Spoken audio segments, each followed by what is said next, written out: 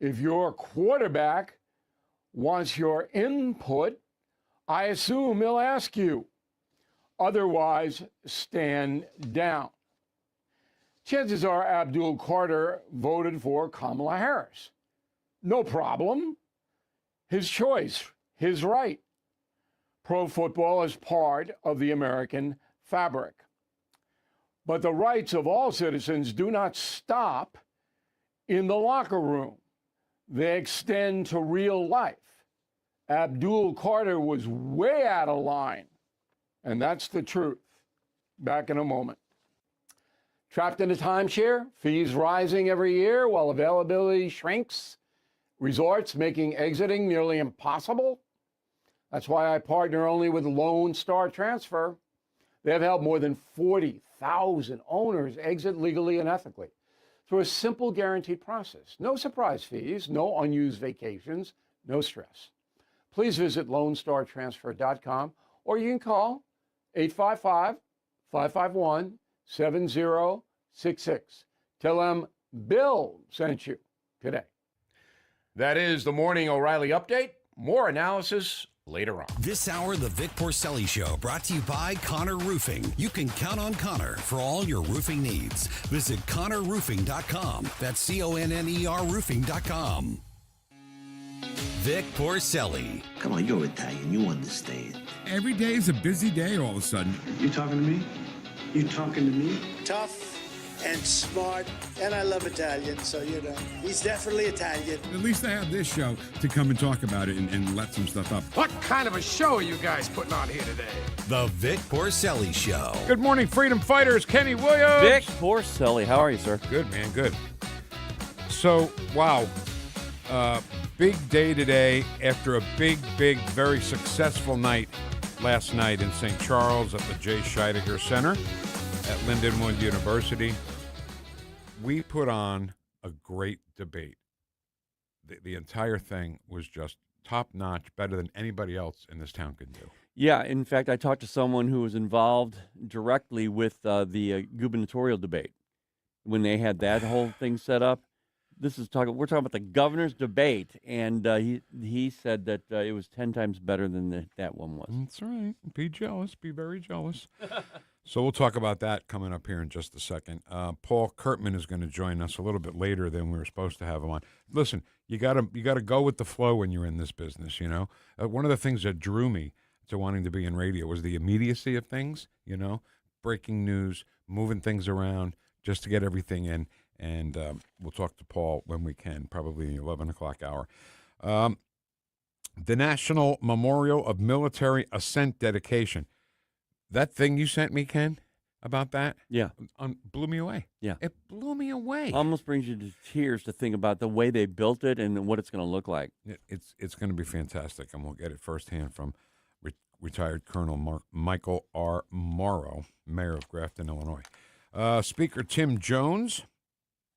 I'm sure he's got something to say about the debate last night, right? I was sitting right next to him. It was fun. So I know we just talked about this off the air, but fake news staying where it is, or is that moving, or is that preempted? It could move. It could stay. We don't know. That's how things are fluid today. That's right, and I love that. Crazy Joe Brazel. Perfect to have Joe on today, day after the debate. He's excited, too. About the debate? Well, yesterday I called him and said, hey, we're on for tomorrow, and he said, oh, yeah, believe me. We're ready. Can't wait for that. Chat box and St. Louis County Council member Mark Harder. Ken, who is doing the Pledge of Allegiance for us today? Well, Vic, I have to get to the pledges here, but because, as we say, things are fluid. Kathy Barnett. Oh, I remember her. She was the spokesperson for Vivek, wasn't she? Yes, she was. Yeah, okay, go ahead. I wonder if she's involved in his running for governor. You know what? That's a great question. Yeah. We'll have to get her back on. Right. Because she got very emotional doing the pledge. I know. All right, I know. okay.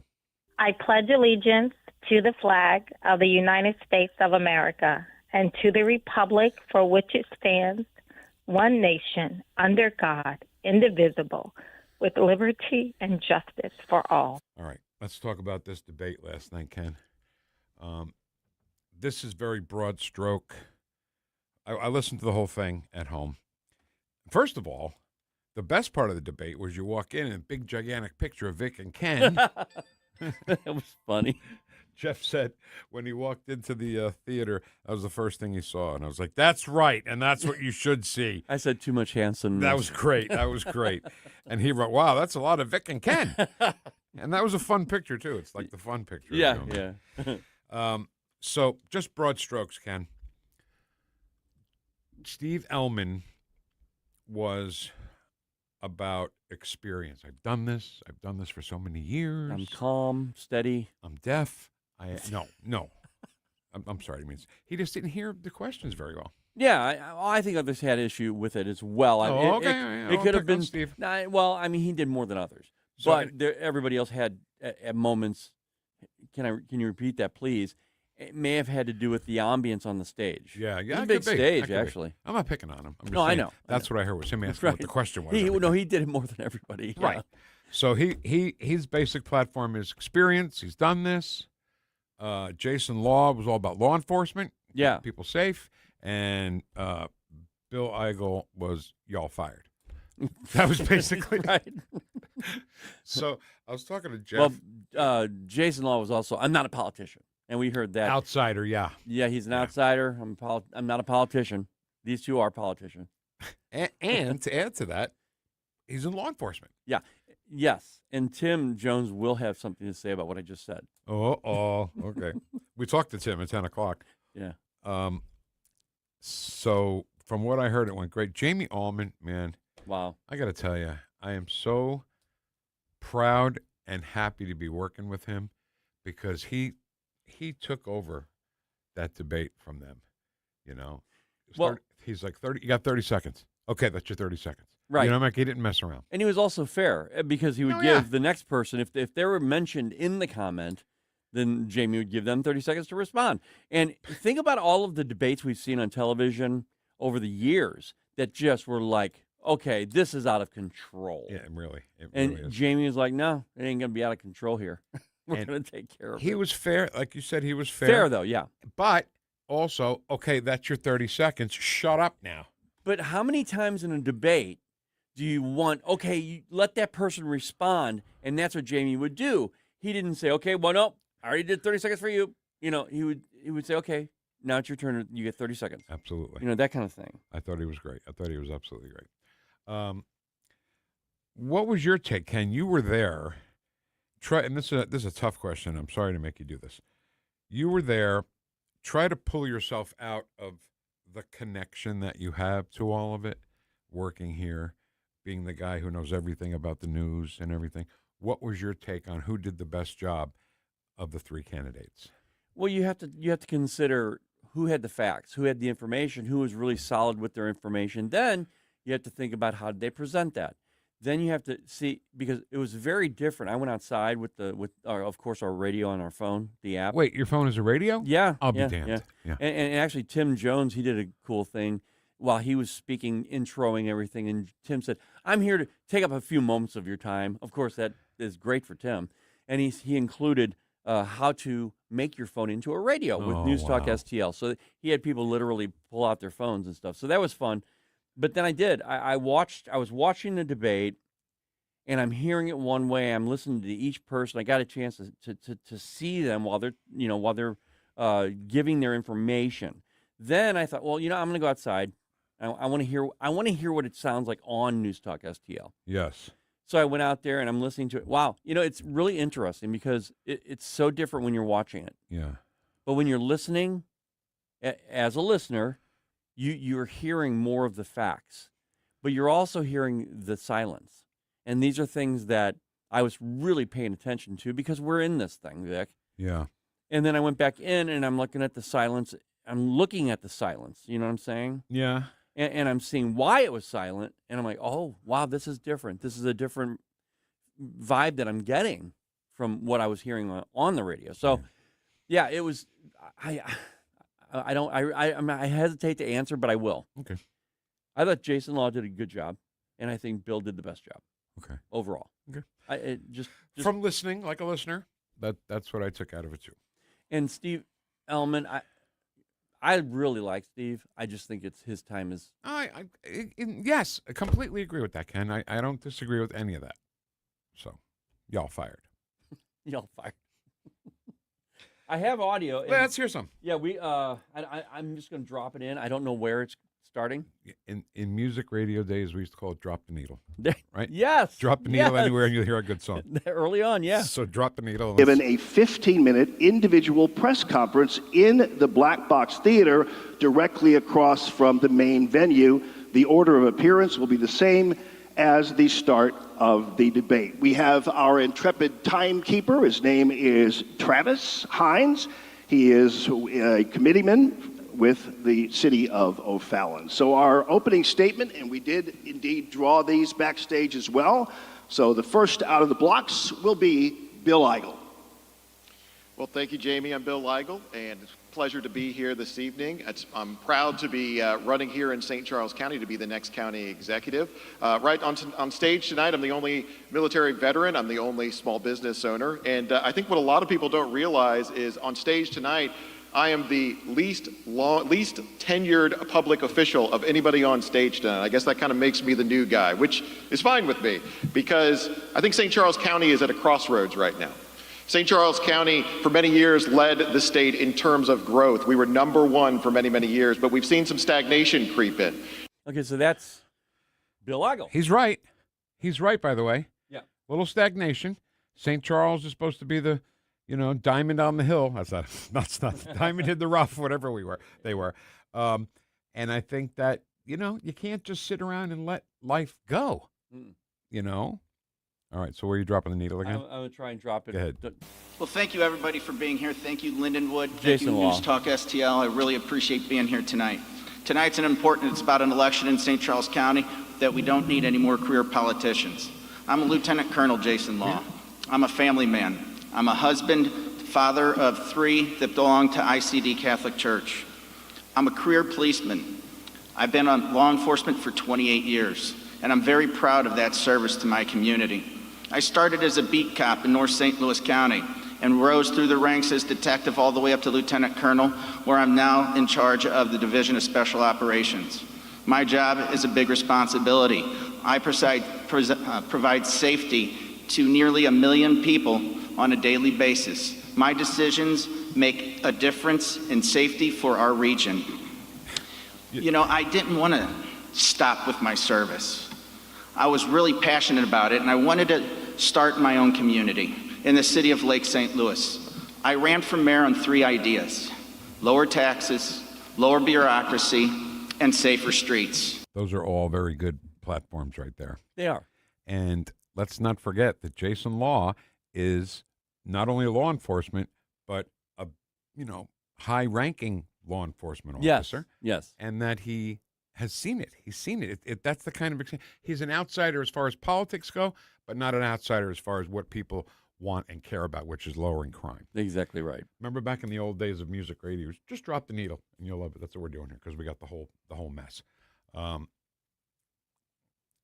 Okay. So you want to drop the needle again? Drop the needle one more time. Let's try and see if I hit Steve Ellman here. Not a career politician. I'm not a polished politician.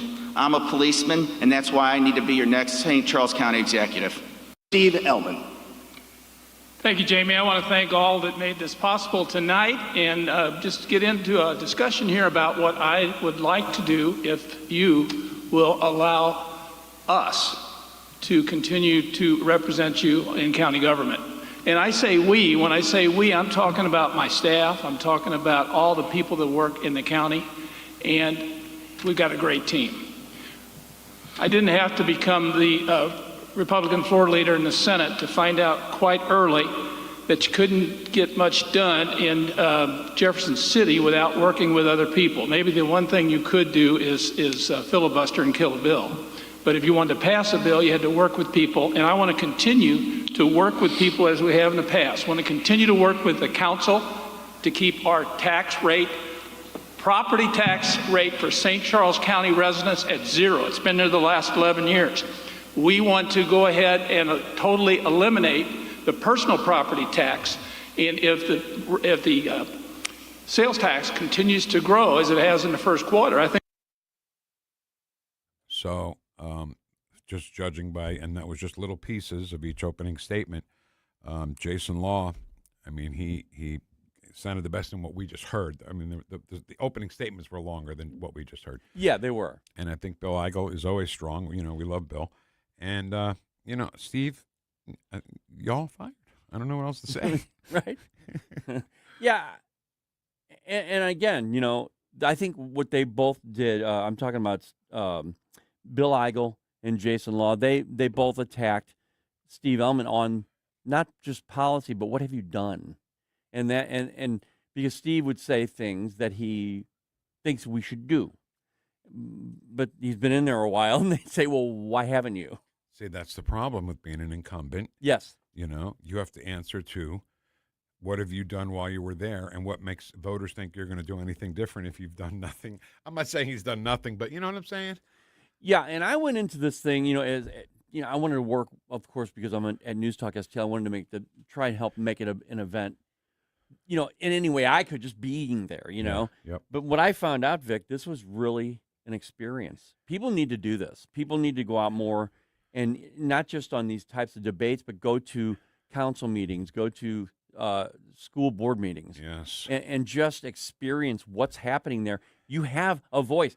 There were people that they were drawing, the morning show was drawing questions from the people that were there. I thought that was cool.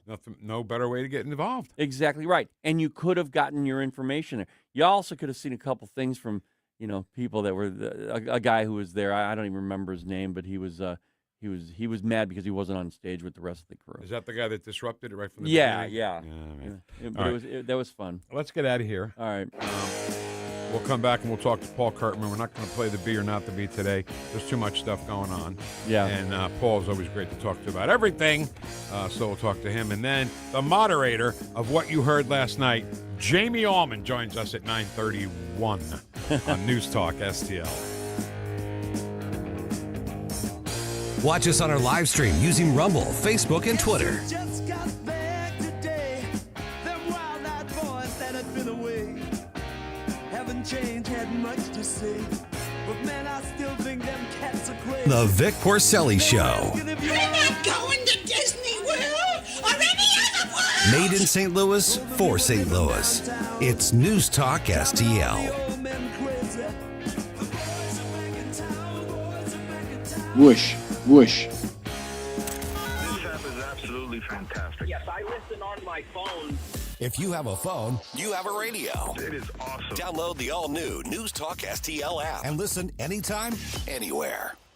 Don't let spring surprises ruin your comfort. Johnson Heating and Cooling in Wentzville is offering air conditioner checkups for just $99. We'll check your Freon, inspect your condensate hose, and test all electrical connections. Plus, we'll clean your system for no additional charge if you act before June 30th. Keep your home running smoothly this season. Visit johnson-heatingandcooling.com. That's johnson-heatingandcooling.com. Johnson Heating and Cooling. Your comfort, our priority.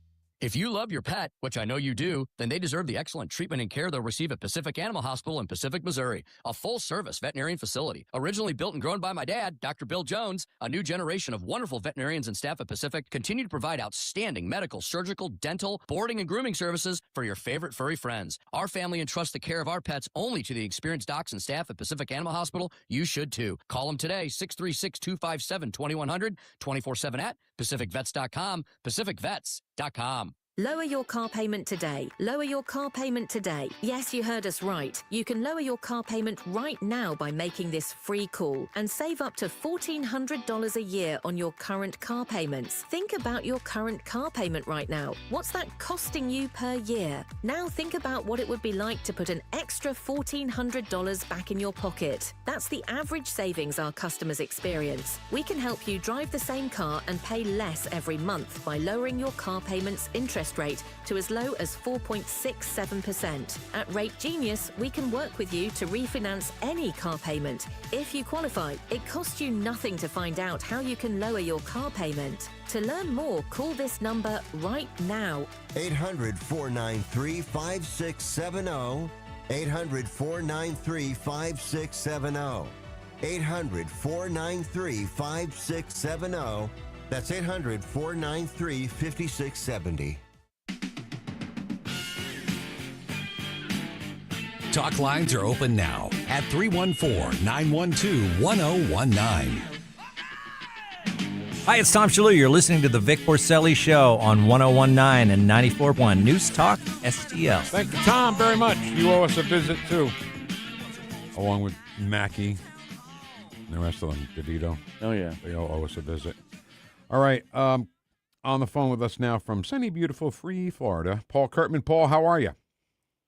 Doing good, Vic. How are you guys doing today? Really good, Paul. We had a great event last night. We put together a great debate, and everything about it was great. I mean, there's nothing that wasn't great about this whole debate last night. No, it kept moving. Yeah. You know, it kept you interested. That's good so questions. important, right? That's so important. It really is, yeah. So anyway, all right, Paul, but I want to talk to you actually about Iran and the Gulf and the Strait of Hormuz. Just yesterday, the crude oil prices were $82 a barrel. Now it's up to $95 a barrel. What do you think that says? I think that says that the market and the regulators might be beginning to lose a little bit more confidence in the U.S.'s ability to actually get this under control. When we first launched the war, when we first started the strikes, crude went up because it was just kind of an unexpected thing that happened. But then President Trump said that we were going to be about 5 or 6 weeks into this, and that was at the beginning of March. Now we're headed into June, and with Iran continuing to renege on peace talks, coming to the table and then leaving the table, and then coming to the table, leaving the table, and then basically saying it's all off because of what Israel's doing. I think that kind of shakes the market a little bit, and it makes people say, well, wait a minute, is this thing about ready to get out of control because the Secretary of War and the President gave us a different timeline than the one we seem to be on right now. So I think if President Trump is able to bring this to a quick end, especially before the midterms, I think that we'll see oil prices begin to stabilize. If not, he's going to have to do something before the midterms, like some gas tax relief or release some more reserves from our own oil supply. Because when people feel it at the pump, then politicians feel it at the ballot box. And Paul, I believe what President Trump is trying to do, I just don't believe he's going to be able to attain this one. And here's why. Because you've got the Islamic Republic of Iran, who has one goal, to take a nuclear warhead and put it on Israel. It's not like a threat. When they get it, they're going to do it. So President Trump, there's no way he's going to allow that to be a possibility. Now, on the other side, you've got the Islamic Republic of Iran saying, well, we're not dealing because we need that bomb. That's our whole goal in life. What do you think? And I also think that there's something else happening here. You know, recently the president of Iran, or at least maybe it was the advisor to the new supreme leader, basically made an announcement saying that he's calling all Muslims to wage war on the West. Yes. And I think that is significant because he didn't say America, he said the West. And the West is a cultural issue. So you cannot reason with unreasonable people. And so I think President Trump had the right idea a couple months ago when they initially launched the air offensive. He said, we're not going to cease fire. We'll have peace talks without a ceasefire. President Trump has done better than anybody else of being able to stay free of the bureaucratic clogging that often happens with political leaders. But I'm afraid that he might be getting clogged down in the bureaucracy of what happens when you go to war. I think his first instincts were right. We shouldn't be asking a civilization that's not part of Western values like they do. These people do not come to the peace table. They don't come to the table. His original instincts to bomb them until they just gave their unconditional white flag of surrender, that was the right instinct when it comes to Iran. And I don't think it's too late to reset that. I want to see the war over. Nobody wants war, but you have to understand that war is war, and it's better at the very beginning when you go all out to achieve your victory rather than prolong a conflict. So in these last days, I stated the other day, Paul, that I think the president is using an amazing amount of restraint and patience because he doesn't want to, destroy a civilization. But he does have to do something. But I think in these last few days, he's really using restraint. Yeah, he for sure is. I'm just wondering, is the restraint, what is the cause of the restraint? When it comes to the Islamic Republic of Iran, I don't believe that the West, if we're going to wage war, especially with a civilization like that, with that type of culture and what they believe and what they believe about the West, it's not like negotiating with other Western countries. I think President Trump's initial instincts back in March were correct. Whatever restraint he's exercising right now, I just hope that he's able to maintain control of that, because he's under a lot of pressure, not just pressure with these peace talks and hopeful peace talks, but we have all these other countries. And although President Trump is ready for us to go it alone if we have to, because, you know, America is sovereign, we want to keep our independence, not be bogged down by all the globalism, he also understands that it is important that we have other countries come to the table and pull up a chair alongside the U.S. when we need them to. So whatever the restraint is, whatever is kind of guiding that right now, I think that patience might wind up wearing thin with President Trump. It should have worn thin, in my opinion, with Iran several weeks ago. Like I said, I think his initial instinct was right, and I wouldn't be surprised if he winds up circling back on that and coming back to that original idea, that original frame of mind. Something you said a little while ago, Paul, talking to our friend Paul Curtman, was Iran's fight against the West. You mentioned not just the U.S., but the West. And it's not a secret, I don't think, that Islamics are taking over countries like the United Kingdom. And this terrible story about a guy who was an Islamist who stabbed this kid to death, and the kid who got stabbed, who happened to be white, was handcuffed like he was the perpetrator, and the kid died right there in police custody. And because the other guy said that, he called him a racist name. So, you know, it really is a fight not against just the United States, but the entire Western culture. Yeah, it absolutely is. And Western civilization, Western cultures are placating to that. The 18-year-old young man that was murdered in the UK, he wasn't allowed to even carry a gun or a knife. The guy wasn't even allowed to carry a knife, but the person who murdered him was legally allowed to carry a knife because the UK government said, well, because it's your culture, we are going to allow you to carry a knife. I think that the British people ought to be making a call to preserve their culture and start walking around with claymore swords, if that's what it takes. Because that type of governance and that type of bias and racial prejudice against your own people is really it's a sad display of how the West is allowing itself to be defeated by other cultures who just do not share our values. And, Paul, this should be a message to the United States right now.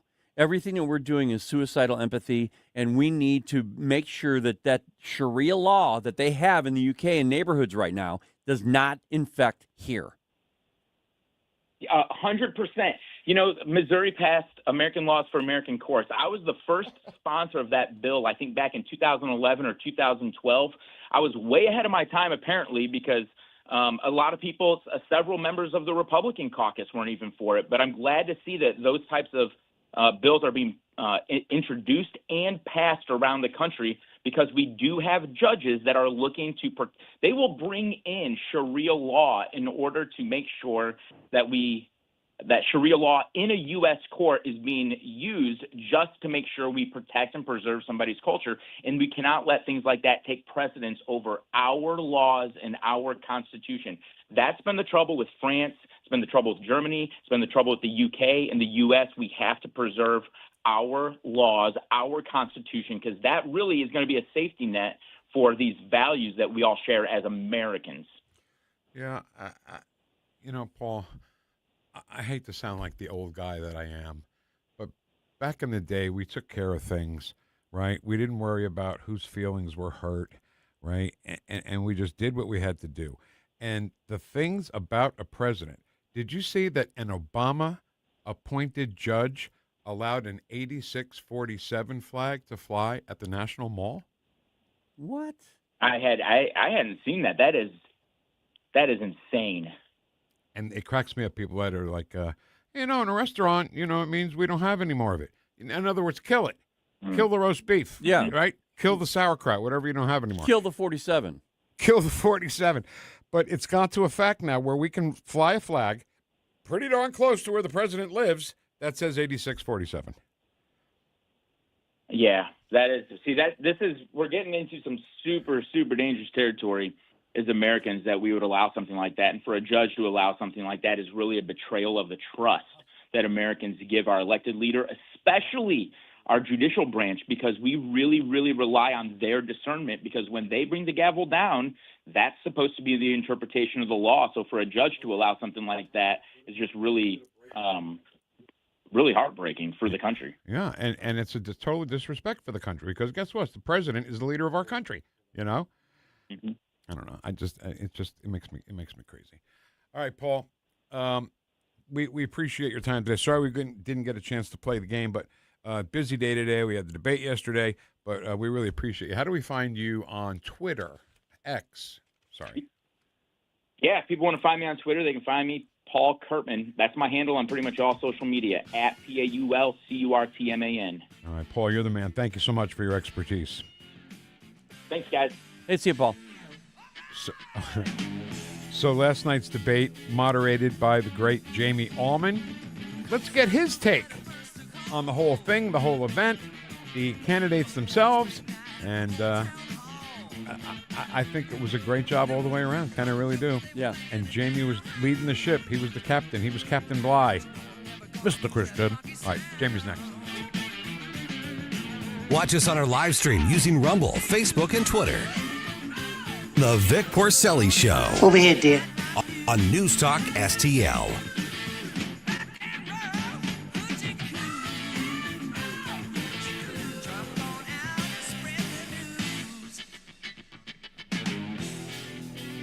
So the trees on your property, I'm sure you love them, right? Love the trees on my property. And so does Roots Plus. They love the trees on your property, and they haven't even met them yet.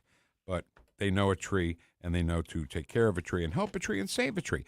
So Roots Plus LLC, Stan is just a great conservative, locally owned and operated business owner, and he will come to your house, and he will take a look at your tree, take out the stethoscope, see how breathe deep, tree. And if he can save it, he'll save it. So let's say in the unlikely event that he cannot save your tree, and I say unlikely because it's unlikely. He more than likely will. If not, the money that you put up to save the tree will go towards removing the tree if that's what needs to be done. So get in touch with Stan. He's a great guy. You can talk about President Trump with him or anything else you want to do. And he's a local guy who owns a great company, and he's a great guy too. So get him at rootsplusllc.com, rootsplusllc.com.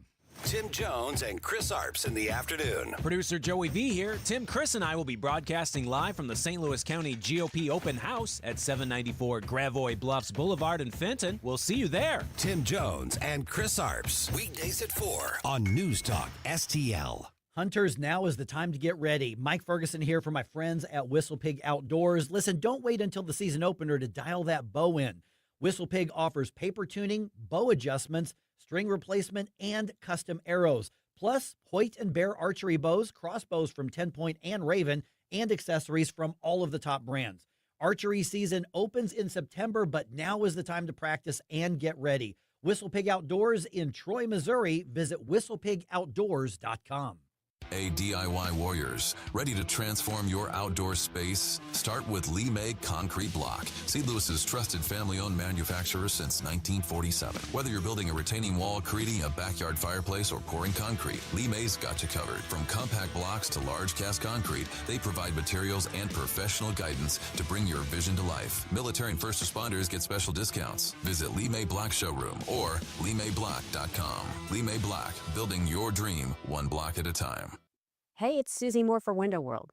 Did you know that in just over the last 20 years, Window World of St. Louis has improved the look and thermal efficiency for over 80,000 customers in St. Louis? Plus, Window World windows come with a lifetime warranty that covers all parts, glass breakage, and labor. And now, Window World is offering 36 months, same as cash financing with approved credit. Call them today at 800-GET-WINDOWS for a free in-home, no-pressure estimate. That's Window World at 800-GET-WINDOWS. They're the preferred window of the St. Louis Blues. Connor Roofing, you can count on Connor. Connor Roofing is now a 2-time winner of the National Best of the Best Award for customer satisfaction for roofing, storm damage restoration, siding, gutters, both residential and commercial. Please visit ConnorRoofing.com for an estimate. And remember, you can count on Connor. News, analysis, opinion. Don't always agree, but in love listening to your radio station. This is tyrannical stuff they're doing. Elections have consequences. This is 101.9 and 94.1 News Talk STL. This hour, the Vic Porcelli Show, brought to you by Connor Roofing. You can count on Connor for all your roofing needs. Visit ConnorRoofing.com. That's CONNER Roofing.com.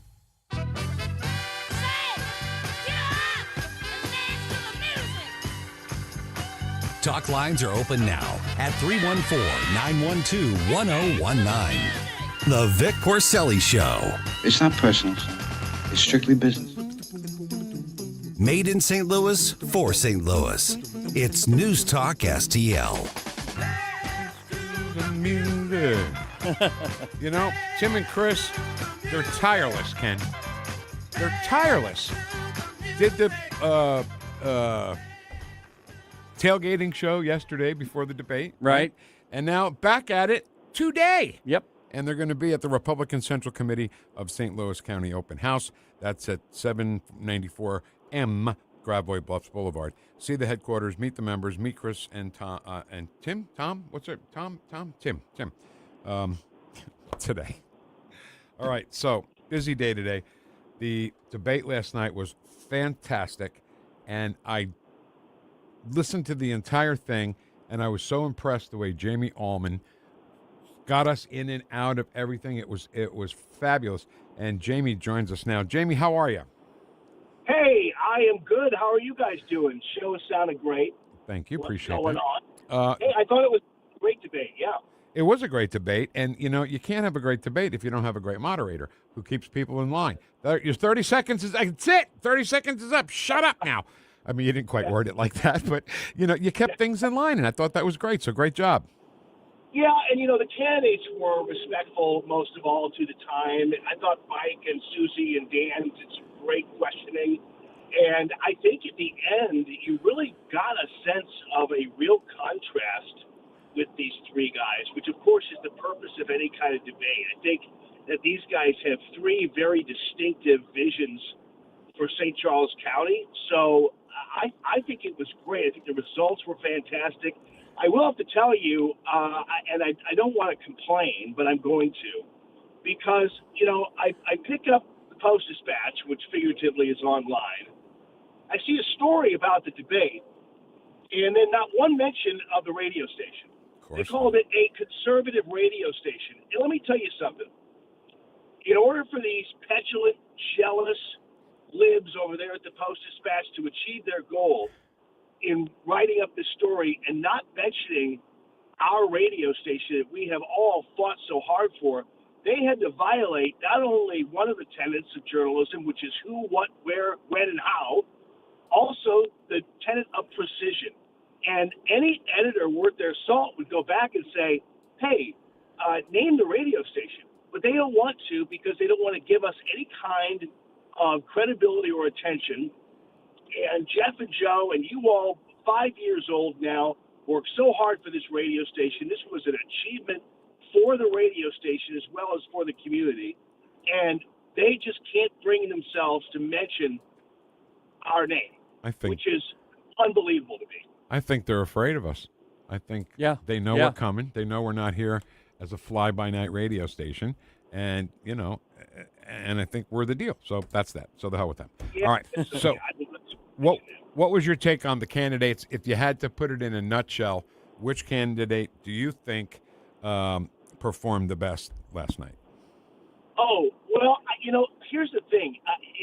In performing in their brand, all three of them performed to their brand at a high level. Yeah. So Jason Law is the non-politician brand, although Bill Eigel pointed out that he actually has been in politics longer than Bill Eigel has as a part-time servant, in Lake St. Louis and beyond. That was a funny moment, actually. But anyway, Jason Law is the outsider candidate. Jason Law is the candidate that is the supposed non-politician. Of course, he obviously is with the St. Louis County Police Department, a colonel there, pretty high level in law enforcement. And so to his brand, he probably had the most vibrant in-house audience who came out for him. He has a very enthusiastic fan base and working base. So he had the most enthusiastic people in the audience, or by number at least. Then you go down the line to Bill Eigel, and Bill Eigel is, as you know, Bill Eigel. Bill is really good at what he does. Bill is really good at articulating his brand, his kind of no-nonsense approach, his kind of, I'm going to get this taken care of. We've had enough of this. He really crawled all over Steve Ellman. It was kind of like, when you've got kind of a relatively older dog and there's a new puppy in the house, and he was just kind of running all around Steve Ellman, and that was interesting to watch. And Steve Ellman, for his part, really stood, I think, his ground, because Steve Ellman is not going to try to be anything but your kind of neighborly county executive type who says we all got to get along, we all got to get this done, we all have to make this happen. You can't just run in there and start changing things. You need the city council and all that kind of stuff. So there definitely was a flavor for every form of sensibility as it relates to who you want as your leader. So I do think, I'm not copping out here, I think that all three of them actually, I thought, performed very well inside their brand and stuck with it. I think the biggest thing that caused a lot of the debate was over the expansion of apartments and things like that, and then the data center thing, and then taxes in that order, probably. So, a little bit of inside baseball here to pull back the curtain and let people know what happens backstage. You guys drew to see who would be who would be on the right, who would be on the left, and who would be in the middle. And of course, Bill Eigel got the middle, right, which is perfect for him. Perfect spot for him. He's taller. He's the alpha male, as you say, and I just got a kick out of that. And Jamie, that was actually kind of fun to watch when you guys were doing that whole meeting thing, the setting things up for the stage. That was really cool to watch beforehand, before the show. Oh yeah, it was really cool. Everybody was very civil. We were all in the same room, and we were trying to figure things out just to make sure things were right. And then we figured out do the other by name. The other one, what happened is a couple of them referred to each other by title, and at that point I was like, all right, you're going to be able to respond at that stage of the game. And interestingly enough, this is kind of like, I don't know, you guys remember the whole lore of the Kennedy-Nixon debates, right? So, Vic, you mentioned Bill Eigel being in the middle. Well, if you're listening to the broadcast, you can't really tell who's where. True. You just haven't listened to their voices. And famously in the Kennedy debate, Richard Nixon had the 5 o'clock shadow, looked drawn, tired. Kennedy looked tan, fit, rested, and ready. And people who watched it on TV thought that Kennedy won, and people who listened to it on the radio thought Nixon won. That's so funny. Well, it was really very interesting. Actually, and I was talking to Vic earlier, and I said I was watching the debate, but I wanted to hear it on our radio, our phone, which is a radio for NewstalkSTL. And I went outside and I listened to it on the radio, Jamie. And you're right, it was so different, and it was really a nice, different dynamic. It was kind of cool. Well, and it's so old school. I felt like it was in the 40s all day, because 1940s, because the idea of doing this live, old, vintage auditorium broadcast like they did back in the old days, it was just really exciting to me. I thought it was a great idea. Nobody really does that stuff anymore, which is why I think the innovation of our station and our brain trust and everything else, it's like we're trying everything. I mean, like you just mentioned before I went on, like who does 2 remotes back to back? Right. Tim and Chris just keep on chugging. Yeah, I know. And so we really are the little engine that will and is. Yeah. So here's the deal with that, in my eyes, Jamie, is they put the station together, right? And, okay, we're a brand new station, so, what do you guys know? You're just a brand new station. But the expertise that's on the station, and I don't include myself in this, by the way. You should, though. I include you and Tim Jones. My God, nobody knows government in and out more than Tim Jones. Chris is an actual advisor to people, you know. So I think they kind of they overlooked the talent, and they thought it was just a new radio station, and now we're kicking everybody's ass, is all I'm saying. Yeah, no doubt about it. And last night was a typical example of how, heck, you know, anybody can put together a debate, but who's the one that chose to do it? You know, that should be a real thing for people who listen to this radio station, and especially in the form of reaffirmation. I know that oftentimes, Vic, during the show, you say you're at home or welcome home. This is a great indication to people, it should be, that you're in the right place. That if you want people who are committed, who are tenacious, who are entertaining, who are informed, and who love their jobs, then you're in the right place at News Talk. And Jamie, kudos to you last night for keeping the cats all corralled. I mean, that was really good because we were talking about this earlier. We've seen debates. We've seen many of them where they just got out of control.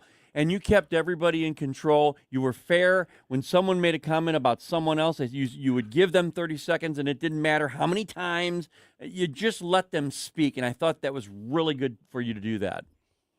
Yeah, it was, and it's great to have the cooperation from the candidates on that level as well.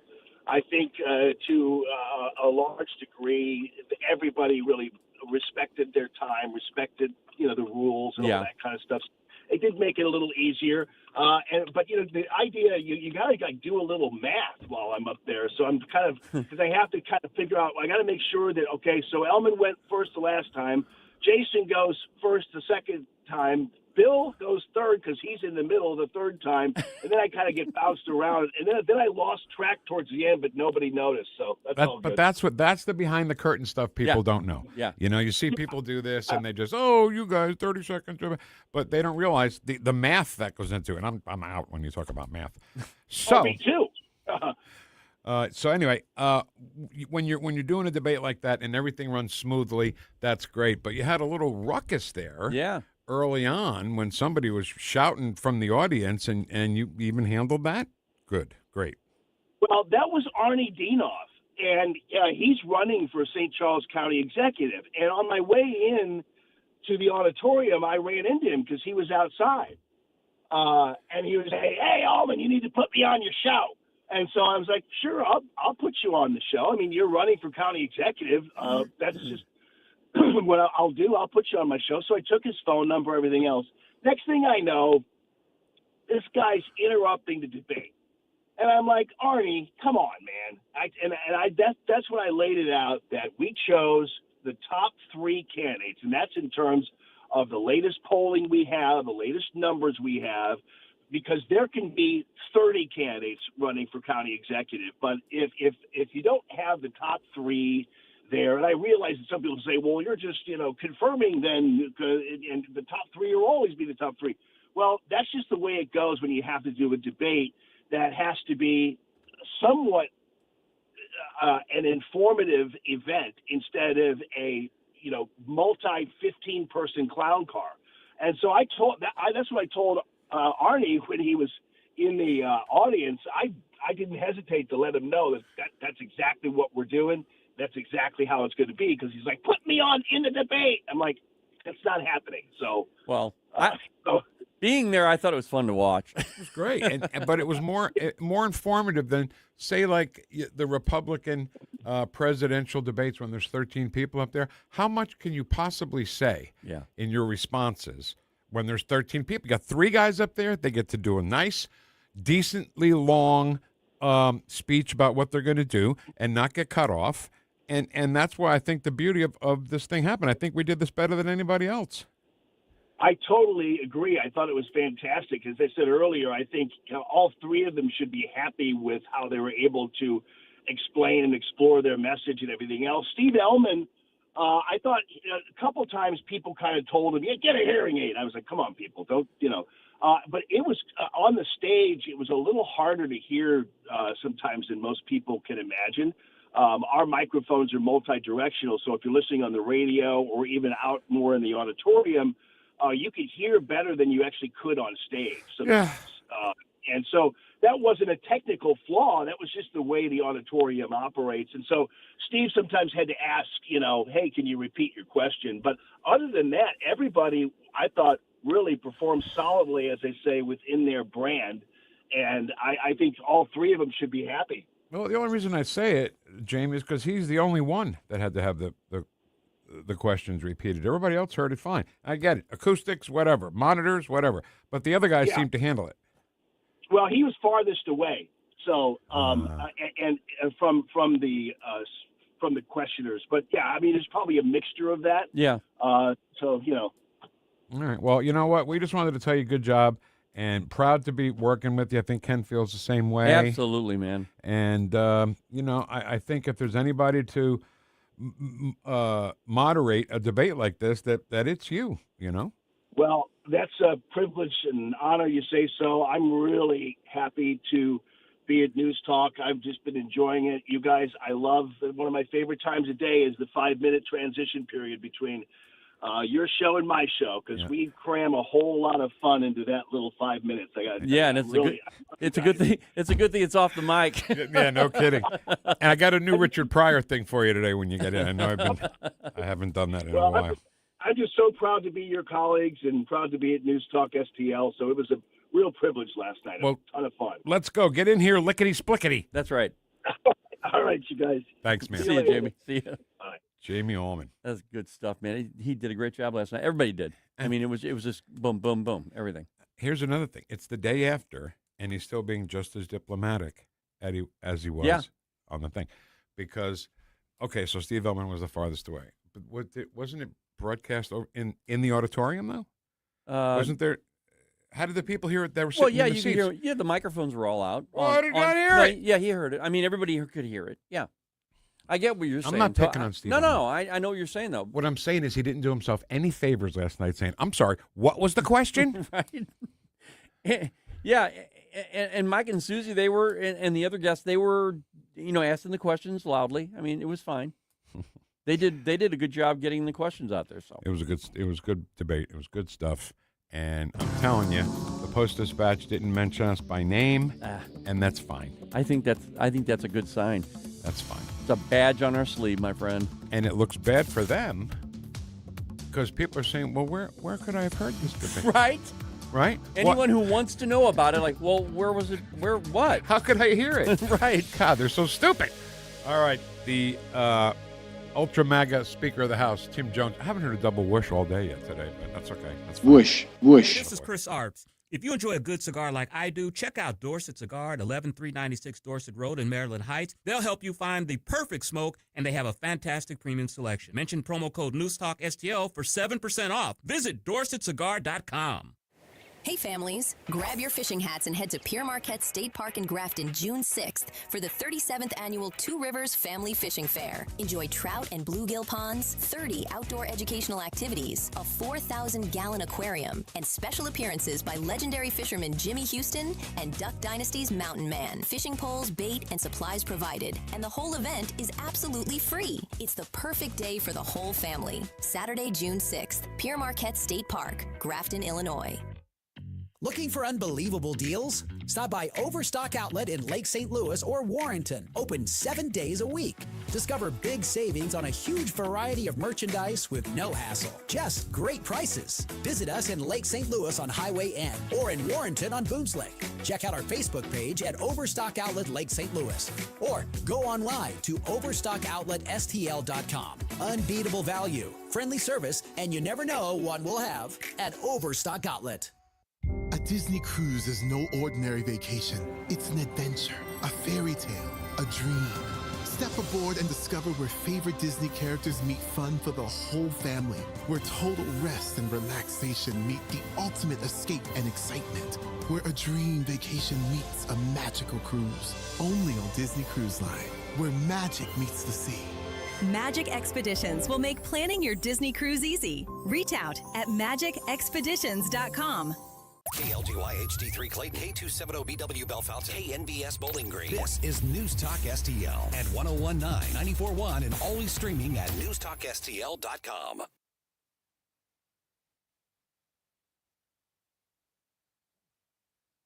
Now go home and get your shine box. My father's no different than any other powerful man. Like a senator or a president. This hour of You News know Talk how naive STL, brought to you by Window World of St. Louis. For replacement windows, doors, and siding, call 800-GET-WINDOWS. That's 800-GET-WINDOWS. This hour of News Talk STL, brought to you by Window World of St. Louis. For replacement windows, doors, and siding, call 800-GET-WINDOWS. That's 800-GET-WINDOWS. That the Iranians launched ballistic missiles targeting both Kuwait and Bahrain this morning. Now, the U.S. officials say that that fire was either intercepted or broke up over the Persian Gulf, not striking any targets. The Iranians say that they targeted the U.S. Navy's 5th Fleet headquarters in Bahrain, as well as a military base in another country they didn't identify. Correspondent Jonathan Gambrell. He is leading the pack so far. Trump-endorsed Republican Steve Hilton is in the lead in the California gubernatorial primary. To every single person who voted for me, and every single person who voted in this election, whether you voted for me or not, I am here for you, for every single one of you. Hilton could face Democrat Javier Becerra in November in the L.A. mayor's contest. I just want to take a minute to tell you how much I love you so much. Democrat incumbent Karen Bass leading as the vote count goes on. Spencer Pratt close behind. I'm going to continue to work hard, learn everything I need to learn, build my teams, show all the experience I'm going to surround myself with. Primaries in half a dozen states yesterday. The U.S. Supreme Court has spoken. Alabama will be allowed to use a new GOP-friendly congressional map in this year's elections. Britain's Royal Navy says 3 of its members have died, a helicopter crash in southwest England. On Wall Street this morning, stocks deep in the red. The Dow is down almost 400 points. More on these stories at townhall.com. Spring is here, and if you're staring at a home improvement project, wondering how you're going to pay for it, or looking at a big credit card bill piling up, I want you to know about my friends Mike and Brian and the team at Fellowship Home Loans. For over 20 years, Mike and Brian have been helping families like yours tap into something they already have, equity in their own home. A HELOC, a cash-out refi, a debt consolidation loan to wipe out those high-interest credit cards. Whatever fits your situation, Fellowship Home Loans will build it around you. Everything's done in-house, one roof, one team, all with a servant-led mentality. From your very first phone call to closing, you're going to get people who know your name and treat you like family. I know. I'm a customer. Right now, they're offering a free mortgage checkup, no pressure, just a real look at your options. Go to fellowshiphomeloans.com/Mike G, fellowshiphomeloans.com/Mike G, or call 800-510-MIKE, 800-510-6453. Fellowship Home Loans, mortgage lending by the book. Nationwide Mortgage Bankers, DBA Fellowship Home Loans, Equal Housing Lender, NMLS number 819382. So you lift weights. Good for you. The researchers looked at data from nearly 150,000 people over 30 years. They found those doing 90 minutes to 2 hours of weight training weekly lowered the risk of death from any cause by 13%. This was 19% lower for cardiovascular disease, such as from a heart attack or stroke, and 27% lower for a neurological disease. This observational study doesn't distinguish between cause and effect. This hour of News Talk STL, brought to you by Window World of St. Louis. For replacement windows, doors, and siding, call 800-GET-WINDOWS. That's 800-GET-WINDOWS. From the News Talk STL Weather Center. Low humidity continues to be the star of the show when it comes to the forecast. Loads of sunshine today, up to about 83 degrees this afternoon. Warm in the sunshine, very pleasant in the shade. Mostly clear skies tonight, down to about 63 for the low early Thursday morning. Warmer Thursday at 87 in the afternoon, but the humidity remains low. Let's be ready for a few spotty showers Friday afternoon and evening with scattered storms this weekend. From the First Alert 4 Weather Center, I'm meteorologist Matt Chambers. Vic Porcelli. Come on, you're Italian. You understand. Every day is a busy day all of a sudden. You talking to me? You talking to me? Tough and smart, and I love Italian, so he's definitely Italian. At least I have this show to come and talk about it and let some stuff up. What kind of a show are you guys putting on here today? The Vic Porcelli Show. All right, hour 2 of our 3-hour tour. Incredibly busy Wednesday. By the way, it's a dry hump day today. I know. Because not all hump days are dry, Ken. Well, they're not. But you can have a dry hump day on any day. I think if you pause a little bit between dry and hump, it sounds more like what we're trying to do. No, I'm wrong. In between hump and day. So it's dry hump day. Day. All Right. right, let's go. How I got this job. Former Speaker of the House. You just proved why you left-wing loons are so insane. Y'all ready for this? Tim Jones. Whoosh. How are you, my handsome MAGA Speaker of the House? I'm doing great on this extremely dry yet pleasant hump day, and I want to wish a double wish Wednesday to my ultra MAGA deploral Bargagian. I'm all tongue-tied here. MAGA brothers, and a special hello to all the Vic heads out there too. Oh, Whoosh, whoosh. All right. So before we get into business here, can I talk about something personal here real quick? Please do. What's his name? His name's Tim. Yeah. Your dad texted me yesterday. Yes. And I thought it was just very nice, because in case you don't know, I got this enlarged aorta thing going on, which is what they call the widowmaker, by the way.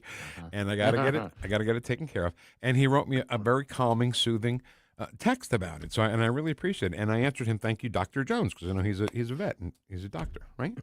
Well, thank you. He really is the best. He really is. And I'm not just saying this because he's my dad, because I've actually seen his handiwork when he was practicing full time. He's mainly retired now. He'll run out to the old veterinarian clinic in Pacific, which is an advertiser of the station. We thank Pacific Animal Hospital for that. Yeah. He'll run out there every once in a while and tool around and help mainly fix things, see if they need any supplies or whatever. But he's an excellent surgeon himself in his own right, and a very meticulous one. Like his stitching, and he was always like, he knew that people's pets are just this side of their children. Yep. And for some people who weren't maybe able to have kids or didn't want to or whatever, these were their children, right? Exactly. So these are important parts of the family. They're important creatures of God. Yeah. And there was a famous novel series written many, many years ago. I don't know if you guys remember James Herriot. Remember James Herriot, the English vet? He was an Englishman, veterinarian. He wrote a whole series of books, All Creatures Great and Small, All Things Bright and Beautiful.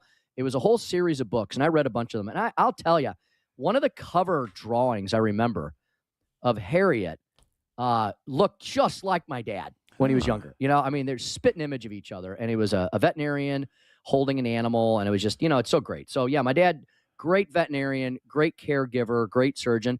And, yeah, Vic knows a thing or two about, human and creature anatomy.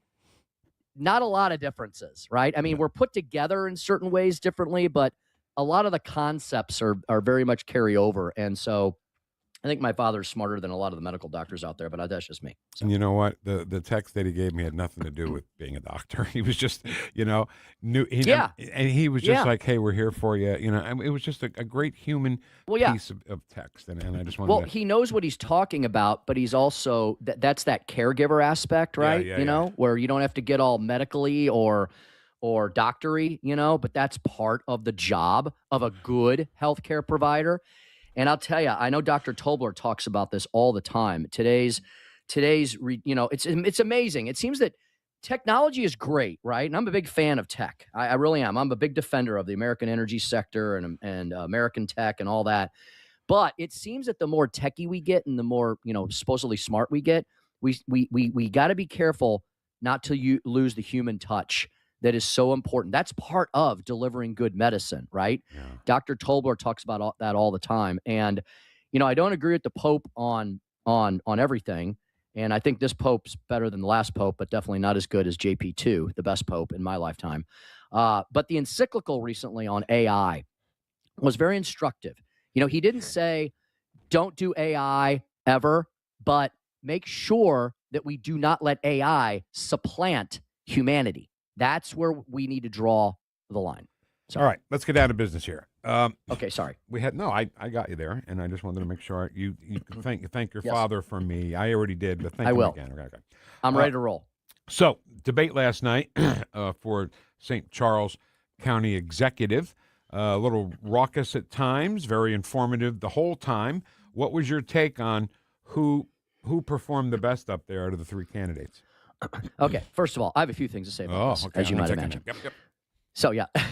Hey, first of all, this was, and I'm, again, not just saying this because I happen to be part of this amazing radio station, and I heard your interview just now with Jamie Allman. Great interview, and Jamie is so awesome, and he's the reason I'm speaking with you right now, because Jamie Allman in the Morning, back in the day, was the first, like, official radio appearance I made. I may have been interviewed before or something or other, but Jamie did so great last night, and that was a presidential level debate.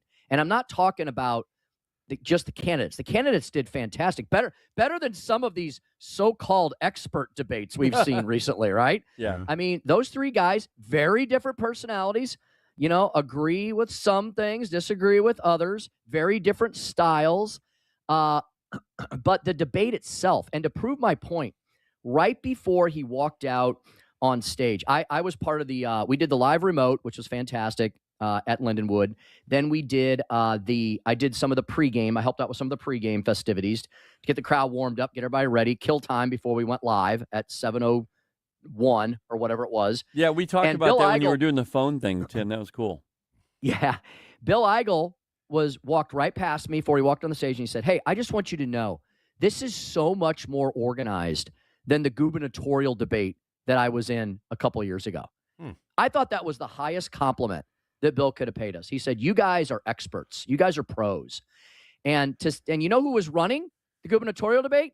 One of those weak-ass Soros local radio stations or whatever, you know? Yeah. So the Post-Dispatch, the Post-Disgrace, what a bunch of evil, god-awful, godless scumbags over there. Wow. That they couldn't yeah, I almost cussed on this radio show, too. Don't you cuss on this here radio. Timmy. Why couldn't they give the station name, not just to glorify us, not so we can be like, hey, look at us, so people can find the freaking debate, right? Yeah. Because Jeff Allen always says this, and it's something I'm like, I don't care about the liberals or the independents. Well, you know what? We want everybody to listen to this radio station because of things like this. There's a lot of people in the county of St. Charles who may or may not have time to listen to the radio every day, right? We forget that, this is what we do 24/7. So other people don't have that luxury, I know, to do something that for us seems like fun that when we're working. But how about tell people where to find the freaking debate so they can go back and listen to the podcast of the debate, which I understand is going to be up and at it by later today due to our intrepid production team of Joey V and Jim Modulin and everybody else who was assisting. And what Bill said really points out something else. So many, you don't know Ken referred to this earlier, being in the green room before the debate went off last night. There is so much preparation and so many details, right, Ken? We were debating. We weren't really arguing, but everybody was kind of debating, okay, now, where do we go and how do we stand and who's going to go first and who's on last and this, that, and the other thing and what happens if this? Hey, all very good questions, but there's like 30 people that you don't see behind the scenes that organized everything to the point where then Bill Eigel says, this was really organized and even better than the gubernatorial debate from a couple years ago. And Tim, I was standing next to you, and I'm just keeping really quiet and watching everything happen. It was really nice. And like you said, there were a lot of people in there that you would never have seen, but they were all prepping, getting things ready for the actual event. And even security, I watched the security because they were like, okay, here's what happens if things go sideways. Here's what we need to do. And triage, they were talking about triage. I'm like, wow, this is really cool. This is great stuff people don't know. Yeah, no, right. You and Tim, just giving us stories right now people don't know. So Tim and I are really fantastic. And when at one point, Ken and I were in the back playing our drinking game. Because the candidates, a couple phrases kept popping up over the night. And to the point where Ken and I looked at each other and go, did you bring a six-pack? All I've got's water. So funny. And so you were having a drinking game with water? Yeah. Well, that's all we had. Jeff Jeff Allen didn't think of everything, apparently. Come on now. No, it was funny, though. But at one point, Ken and I noticed the mics were now, Ken's the expert engineer and the sound guy and the producer. So he noticed it first. And then when he pointed out, I noticed it. you've got all open mics, right? You've got six or seven microphones, yeah. and they're all, and they were catching each other sometimes because they're multi-directional, right? So they're catching, and there was feedback. So in layman's terms, there was a tiny bit of feedback that Ken, of course, noticed. I noticed it when he pointed it out, and somebody else noticed it because then they fixed it. Yeah, it got fixed pretty early on. So those are just all the things. You don't just be like, hey guys, why don't you three of you show up on what was last night? Tuesday night. Why don't you show up on Tuesday night and we'll just do a debate? It doesn't happen that way. This was months. That was my, I don't know, what was I imitating just now? Like a cartoon character. Got me. A new this one. was months and months of planning, lots of intricate details. You're dealing with three very separate campaigns, three very different people. And so all in all, the function, the procedure of the debate, I give an A+. Absolutely fantastic, flawless. The production was excellent. Jamie was the master cat herder. Oh my gosh, did he do a fantastic job. And Susie and Mike asked excellent, direct, fair questions. And then there was the third fella up there. Who was the third fella? I didn't quite catch who that was, Ken. Do you remember who that was? I don't remember who it was. Local reporter dude. He was from St. Peter's West Magazine. Yes, News West Magazine. One of our partners. Yeah, I thought he was. Yeah, so he did a great job. So the whole evening was great. The candidates, as Jamie said earlier, I think what this debate showed and proved is that you have three very different choices. Now, they're going to have very different styles. They're going to have some different policy priorities. Here's the thing. If any of them are elected, if Steve's reelected or any of them are elected, here's the good news. The three of them, they will run the county well. They may run it differently, right? They may have different things, but it's not like you look at the Democrat bench and go, oh, good Lord, one is worse than the other, right? One is going to destroy this county or this state or this country worse than the other. You didn't necessarily think that. Now some people may be saying, hey, Steve Ellman, he's the incumbent. He's been there forever. For the love of all things, maybe time to, take the golden watch and celebrate your career and ride off into the sunset. Well, like you said, some people may think that. Well, but Ken, some people may be like, we like the slow and steady. We're good. Things are fine. We're going to stick with him. He's the known commodity. If you want somebody who's going to shake things up and rock and roll, and we're going to do some different things, and we're going to be big and bold, that's your Bill Eigel, right? Yeah. And if you want someone, I don't mean to play Goldilocks here, but if you want some more, maybe in the middle, right, of those two, like a collaborator, I think Jamie described him as, who's going to be more of kind of maybe a blend of those styles, but yet brings a whole different perspective with law enforcement. That's probably going to be his, primary prerogative with Jason Law. Well, then there's your candidate for you there. So Tim, I think there's something for everybody there, and it's a tough choice for a lot of people. For all three candidates, Tim, the big topic last night, and you'll probably agree with this, were the apartments, the number of apartments that were being built in these different areas, and also the data centers. These were two hot button issues. Those two, absolutely. Yeah, and so what were your thoughts on how each person did on those two topics? And I'll add a third, Ken, property taxes. Yes, it's huge. Property taxes, residential development. I put that under the big umbrella. So taxation, residential development, and data centers. Those are the three that came back. And, I'll be honest, and I think you have to be honest here, Bill Eigel kind of steered the conversation generally back to one of those three topics throughout the night, right? Yeah, he has become he always was a good speaker. He always was a good debater. He has really honed his craft, being in a statewide campaign, right? Having to do a bazillion interviews on radio, TV, to the print media, doing actual live debates like this. So he knows how to run a debate. Now, Steve Ellman, like I said, he does have experience. Some people may think that experience is now well worn and he needs to move on. But he has experience, and so he held his own, right? He's not a shrinking violet. And then Jason Law, you got a lieutenant colonel in the police force. That's not going to be a guy who's afraid of a rhetorical tussle. So it was very good. So yeah, so Ken, taxation. Look, if you want somebody who's determined to do something about the tax burden, I would say that Bill Eigel had the edge on that. I mean, he has a plan, a specific plan. And the other candidates, they disagreed with the plan, but I didn't necessarily quite comprehend what their plan might be. Now, Jason Law did fall back on what he's done. And in Lake St. Louis, he said, what I've done is reduce the tax burden. That became a point of contention between Eigel and Law at one point. Eigel disagreed with that. Law said, no, I've got the receipts. And so you can say that, okay, well, Law's been there, done that. I just need to hear some more specificity about how he would take care of the real estate and personal property tax burden in St. Charles. And Steve Ellman seemed to, I thought that was where he was weakest. He was kind of like, well, you know, that's up to the state, and we kind of got to wait for them, and that's what they need to do. So maybe we need to work harder with them. Well, okay, well, St. Charles County Executive, I would think, would be up, you know, lobbying Jeff City during legislative session. I know they have lobbyists. St. Charles County hires lobbyists, you know, so maybe they should be working on that. Maybe they should be advocating for that relief. On development, yeah, I mean, at some point, I agree with this. You can't put all your eggs in one basket as you're a developing area, as you're a growing area. So you need residential, you need some apartments, you need some affordable housing. But on the other hand, you don't want every square inch of available property just filled with one type of development, right? Because then you get top heavy and then you get out of whack, right? It's like having a stock portfolio where you're overweighted on something.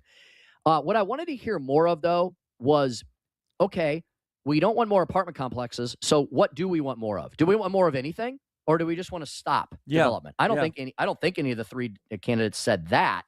But what type of development, commercial, manufacturing? There was some reference to, maybe it was Jason Law talked about wanting more manufacturing in St. Charles. And St. Charles does have some good manufacturing, right? They're part of the Boeing empire. I've been to the missile factory out there in St. Charles.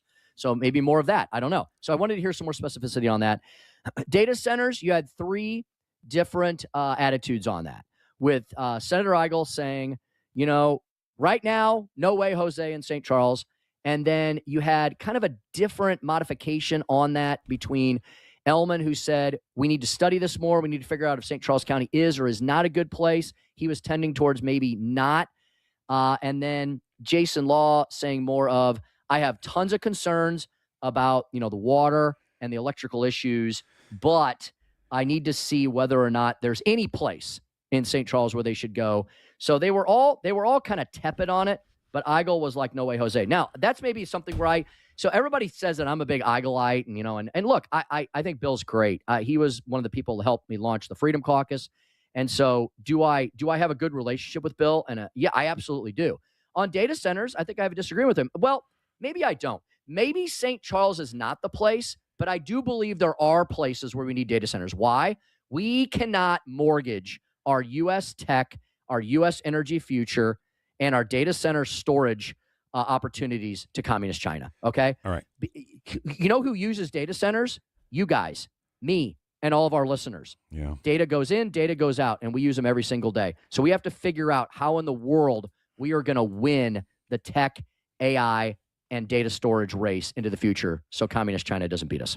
All right. I had three things to say, but you took it away from me, so I hope you're guilty for the rest of the day today. I do. It's fine. Sorry. We'll hear you this afternoon. Atone for my sins. From the Republican committee places, which is great, and we'll be listening. The House of Renee, as I call it. Okay. Tim, thank you so much. My handsome Speaker of the House. Thank you, gentlemen, and a double whoosh Ultra MAGA Wednesday to my two Ultra MAGA brothers. Whoosh, whoosh. All right. Timmy. Speaker Tim Jones.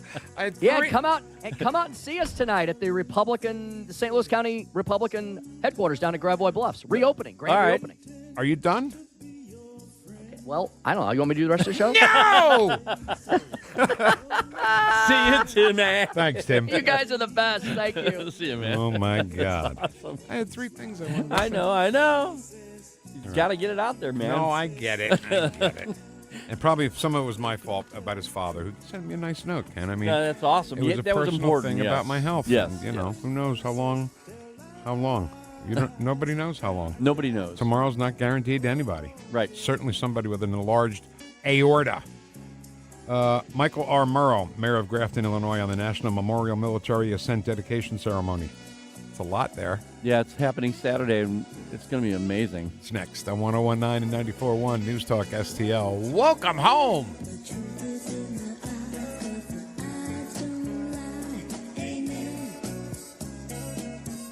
Stream The Vic Porcelli Show at Newstalk STL. The Vic Porcelli Show. As President Lincoln said, What, do you have a cough due to cold? Made in St. Louis for St. Louis. It's Newstalk STL.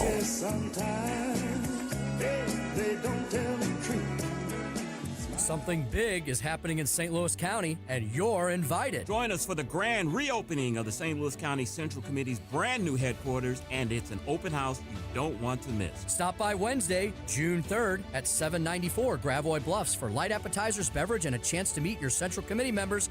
Plus, Chris and I will be there live. Join Tim and me and tour the new headquarters. That's Wednesday, June 3rd, 794 Gravois Bluffs.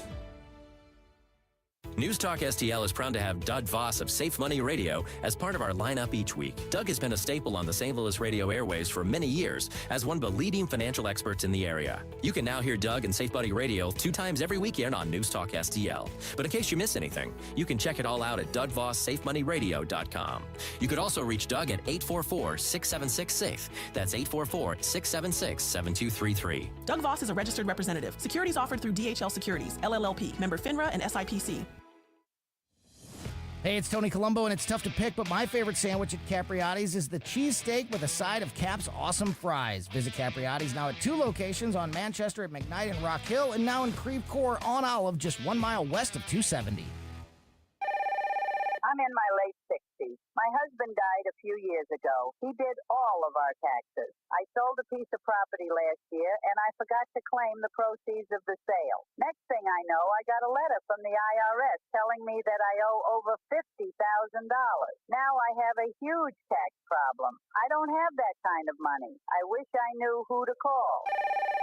If you sold property in the last calendar year or didn't claim all of your part-time or even retirement income, you could be in big trouble with the IRS. Call first before they send you a letter. If you've already got a letter, call. We'll help you file years of past tax returns and save you time and money. So call the tax doctor. The call is confidential and free. 800-240-4586.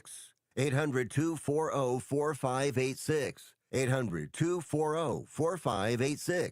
That's 800-240-4586. Newstalk STL. Newstalk STL. Whoosh, whoosh. Talk lines are open now at 314-912-1019. I'm Newt Gingrich, and you're listening to the Vic Porcelli Show on News Talk STL. Thank you, Mr. Speaker. The National Memorial of Military Ascent dedication ceremony is happening this Saturday, which happens to be the anniversary of D-Day. Yes. June the 6th. And it's all happening in Grafton, Illinois. And the mayor of Grafton, who happens to be retired Colonel, Michael R. Morrow. Michael R. Morrow, Mayor. Too many M's. You're going to have to get rid of a couple of those M's, Colonel. First of all, yes, we will. First of all, thank you for serving. Yeah, utmost importance. Thank you. Yeah. And this, Ken sent me an email with, I guess it was an artist rendering of what it's going to look like. Yes. With the ladders of people on the ladder. I mean, this is just spectacular to people who certainly deserve it and have waited too long for this. Yes. Well, it's absolutely correct, and they are 12 life-size bronze statues that are mounted on the cliff right outside our visitor center here in Grafton, Illinois, depicting that historic climb on D-Day at 07:10 in the morning when the 2nd Ranger Battalion landed on Omaha Beach at Point du Hoc. And they climbed to the top of those cliffs and took out the positions up on top, and then they held that position for a day and a half, taking 3 counterattacks from the Germans until they were linked up with the Whoosh from Omaha Beach. And Mayor Mike, one of the coolest things that I noticed about it when I first started, like reading about what's going to happen here and the unveiling and all that, is just how creative and how interesting this type of dedication is, because you could have made, I don't know, statues together kind of looking like they're climbing, but you actually put it on a cliff. I love this. Oh, yeah. Well, let me tell you, the foundry, the North Carolina Bronze Foundry in North Carolina, we chose them because of their artwork. And Ed Walker and Melissa, his wife, they are artists. And when we were talking with them, Melissa said, we have done our homework, and there is no other project like this in the world, and we want in. And they came in a big way. They gave us an entire year of their floor time on the foundry, because this is a huge project. And it was, making these life-size statues. They were all replicated from actual individual people that modeled for this with a 3D electronic scanner from the foundry. We had young men model for it here in Grafton and so forth that we did a cattle call. And we also had the 2nd Ranger Battalion of St. Louis, a reenactment group. John Petrozinski and his folks came out to make sure we had all the proper uniforms, the weapons, the vehicles, everything World War II period for that climb. So when you see these soldiers up close, the first emotion that people get is awe, and they're inspired. It's life-size. And then they look at them and they see the detail that's in these soldiers. I've seen grown men stand there and just tears coming down their face. Absolutely. Oh, my God. And people driving by, they pull off the side of the road, because where we've got it, you see it from the road, and it's right there, and they look. The thought is, oh, my gosh. And it's just awe-inspiring, which is what we wanted. Yeah. My dad was not part of that, but he did drive a tank onto Omaha Beach on June 7th, 1944, the day after the D-Day. And, it's people always feel connected to D-Day. My grandfather, my dad, people are always, because back then everybody was more patriotic and enlisted and kicked the Germans' asses. Right. Yeah, and everybody was involved. Because the people back home, the people that just to get those 225 Rangers to climb that cliff, the logistical D-Day that goes behind it is huge. People all the way back to the United States, tin drives, scrap drives, rationing, victory gardens, bonds, all of those things help to make that what we call the shared climb. And it's our job now, once this memorial is dedicated this Saturday, is to continue the mission of the education for current and future generations to maintain and understand those values. This is typically comes from me, but I learned about, you mentioned rationing, right? Gas was rationed back then. And there's a Bugs Bunny cartoon, it's a Bugs Bunny cartoon where the plane is going to crash, but it doesn't because it runs out of gas. Yeah. And then Bugs goes, you know how it is with these ACOTs. And then I had to ask my parents what that meant. They were like, gas rationing, but that was it. Nylons, right? Rosie the Riveter going to work. Yeah. Everything. Yeah. And we're going to have the dedication ball that evening, Saturday evening, 1940 style. And all of us old soldiers are going to wear our uniforms. Nice. The ladies are all dressing up in the 40s. I saw some of the dresses oh my gosh, they're gorgeous. What about the music? Can a big band music? Michael Burke and the Orchestra of St. Louis with the big swing sound is going to be there. He'll also be there in the morning for the dedication with a melody of military songs and so forth. And we will be doing echo taps. Oh, okay. Well, I think that's very beautiful. But also the big band music. Is anybody going to document this on film or video? Yes. As a matter of fact, one of the things we've done, too, is as we started this 3 years ago, we hired a documentary company with the saying that we want at the end of this, we want a documentary PBS quality, and they are delivering. And they've been through this every step of the way for 3 years. We've got from the infinite start, all the things that we went through, the foundry, the statues, all the way up to the installation here at the end of the day. So that will be coming out in a couple of months after D-Day. They're finishing that up and wrap it out. We're looking for a statewide release, and they've also been talking with PBS and so forth, but it's going to also be huge. We're talking to retired Colonel Michael R. Morrow. He's the mayor of Grafton, Illinois, and such a beautiful area. And Michael, I just love the idea that you guys are doing this, and you've got the event coming up this Saturday, but you've also got another event coming up. This is all part, by the way, Michael, of Vic for Vets, and we're celebrating Veteran Appreciation Month. This the whole month, every day, we're going to be highlighting an honoree, and I would like for you to, if you could, you don't have to, but I would love to have you send me your information about your career in the military so we can highlight you. Okay, I will do that. Thank you. I love humility. All right, Colonel, listen, thank you so much for being with us. Thank you for being involved in this thing. And that night is going to be like Back to the Future, man. It's going to be like going back in time. And it's the whole thing is just great. And Saturday, of course, is D-Day. Yeah. It's the anniversary. It is D-Day. D-Day. Yeah. So did you say 0710? What happened was the Rangers, the 2nd Ranger Battalion, was supposed to climb those cliffs at 6:30 in the morning, but they climbed it at 0710. 10. I just want to make sure I had the time right. Okay. Right, because of a navigational error. Now, the dedication for this Saturday starts at 9:30. Okay. It's not 7:10. No. Yeah. It was the history part I was concerned. Oh, with. the history part. Okay, you got it right. Yeah, okay. That's right. All right. Colonel and Mayor of Grafton, Michael R. Morrow, thank you so much. Thanks for doing this. Thanks for being on with us to let us know about it. Yeah. And good luck with the entire event, okay? Thank you, Vic. Thank you, Ken. Okay. You take care. I hope he sends you something. I do, too. About his career. I know. So we can It's the highlight. toughest thing with these guys, though. It's humility. I know. And they say, oh, yeah, I'll do it. And they don't. And I'm like, please send it to me. That's why I was sounding so like, would you just please do it? Because I know they don't normally do that. I'm like, yeah, well, we'll do it. So you, I'm sure, Ken, if you're out at Quick Trip getting coffee or pumping gas or doing something, and you see somebody who visibly has served, hat or whatever. I don't even hesitate. But what's the reaction is my question to you. That I give to them? No. That they give to me? Yes. Very, very subdued. They're like, but their eyes light up. And that's the thing that I look for is I just look at them and say, thank you for your service. If I see them, I just pay for this stuff and just like, hey, okay. So when you say thank you for serving, don't most of them say, oh, it's my honor? Absolutely. But the older gentlemen usually love to talk about it, too. Oh, absolutely.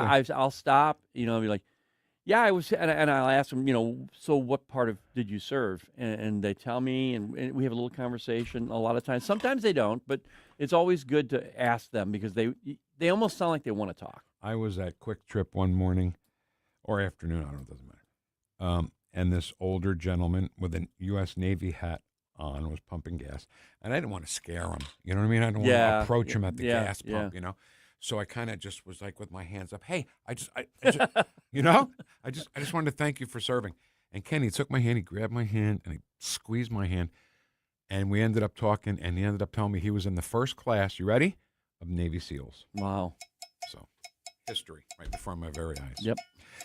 All right, when we get back, I don't know if I have the stomach for Crazy Joe Brazel, but I hear he's next. Is that right? That's awesome, yeah. We love Joe, I'm kidding. He's next on News Talk STL. All my friends know the low rider. The low rider is a little higher. Follow us on Rumble at News Talk STL. The Vic Porcelli Show. If you try anything to raise the cost of precision jobs, I will veto it. I have no idea. This is News Talk STL at 1019, 94.1, 99.1 HD3 and newstalkstl.com. If you have a phone, you have a radio. Yes, I listen on my phone. Download the all-new News Talk STL app. Love the all-new News Talk STL app. It is awesome. And listen anytime. Love the News Talk STL app. Anywhere. Hey, Columbo here for Rockwood Charcoal. Rockwood is made from 100% pure Missouri oak and hickory, so you're cooking with the best and supporting local industry and a local business all at once. There's over 100 area Rockwood retailers. Find yours at rockwoodcharcoal.com. Are you really set up for the future? I mean, buying a home, putting money away for your kids' college, thinking about retirement. Are you dialed in, or are you just kind of hoping it all works out? That's where Royal Banks of Missouri comes in. They'll actually sit down with you and build a real savings plan that fits your life, not some cookie-cutter approach. Whether it's roundup savings, money market accounts, or IRAs, they've got the tools. Most importantly, they've got the people to help you use them the right way. And if you run a business, this is big, their treasury management team helps you stay on top of cash flow, cut down on fraud risk, and simplify your operations so you can focus on growing your business instead of chasing down numbers all day. That's the difference. Local bankers who actually know you and care about your success. Give them a call today, 314-212-1500, or visit royalbanksofmo.com to learn more. Royal Banks of Missouri, investing in our communities one client at a time. Member FDIC, equal housing lender. Tim Jones and Chris Arps in the afternoon. Patrick Toohey joining us once again. Patrick, there's little to no opposition to the 1% earning tax whenever this comes up every 5 years. Look, anybody who cares about opening a business or good schools or low taxes has already left. So the people that are left in the city are inclined to vote for taxes because oftentimes it's not them that are paying it. Tim Jones and Chris Arps. Weekdays at 4 on News Talk STL. Producer Joey V of the Tim Jones and Chris Arps Show here, reminding you, don't waste a buck on movies that suck. Listen to Joey V's Movies Fridays at 5:45 for reviews you can trust. Brought to you by Harry J. Steakhouse, Freddy's Market, AAA Motor Speedway, and Best Buy Flooring. Fox News commentary with Will Kane. Next. When I started skiing, I didn't think about setting any records. When I won my first race, I didn't think about how many more I might win. So when I made it to the top of the world, it never crossed my mind to stop. Being the best isn't the same as being your best. There are no shortcuts to the top, so find the people who help get you there. I'm Michaela Schifrin, and that's what Team Stiefel means to me. If you're an advisor or an investor, choose Stiefel, where success meets success. Stiefel Nicholas and Company Incorporated, member SIPC and NYSE. Past performance is no indication of future results. Investing involves risk. Consult a financial advisor before making any investment decisions.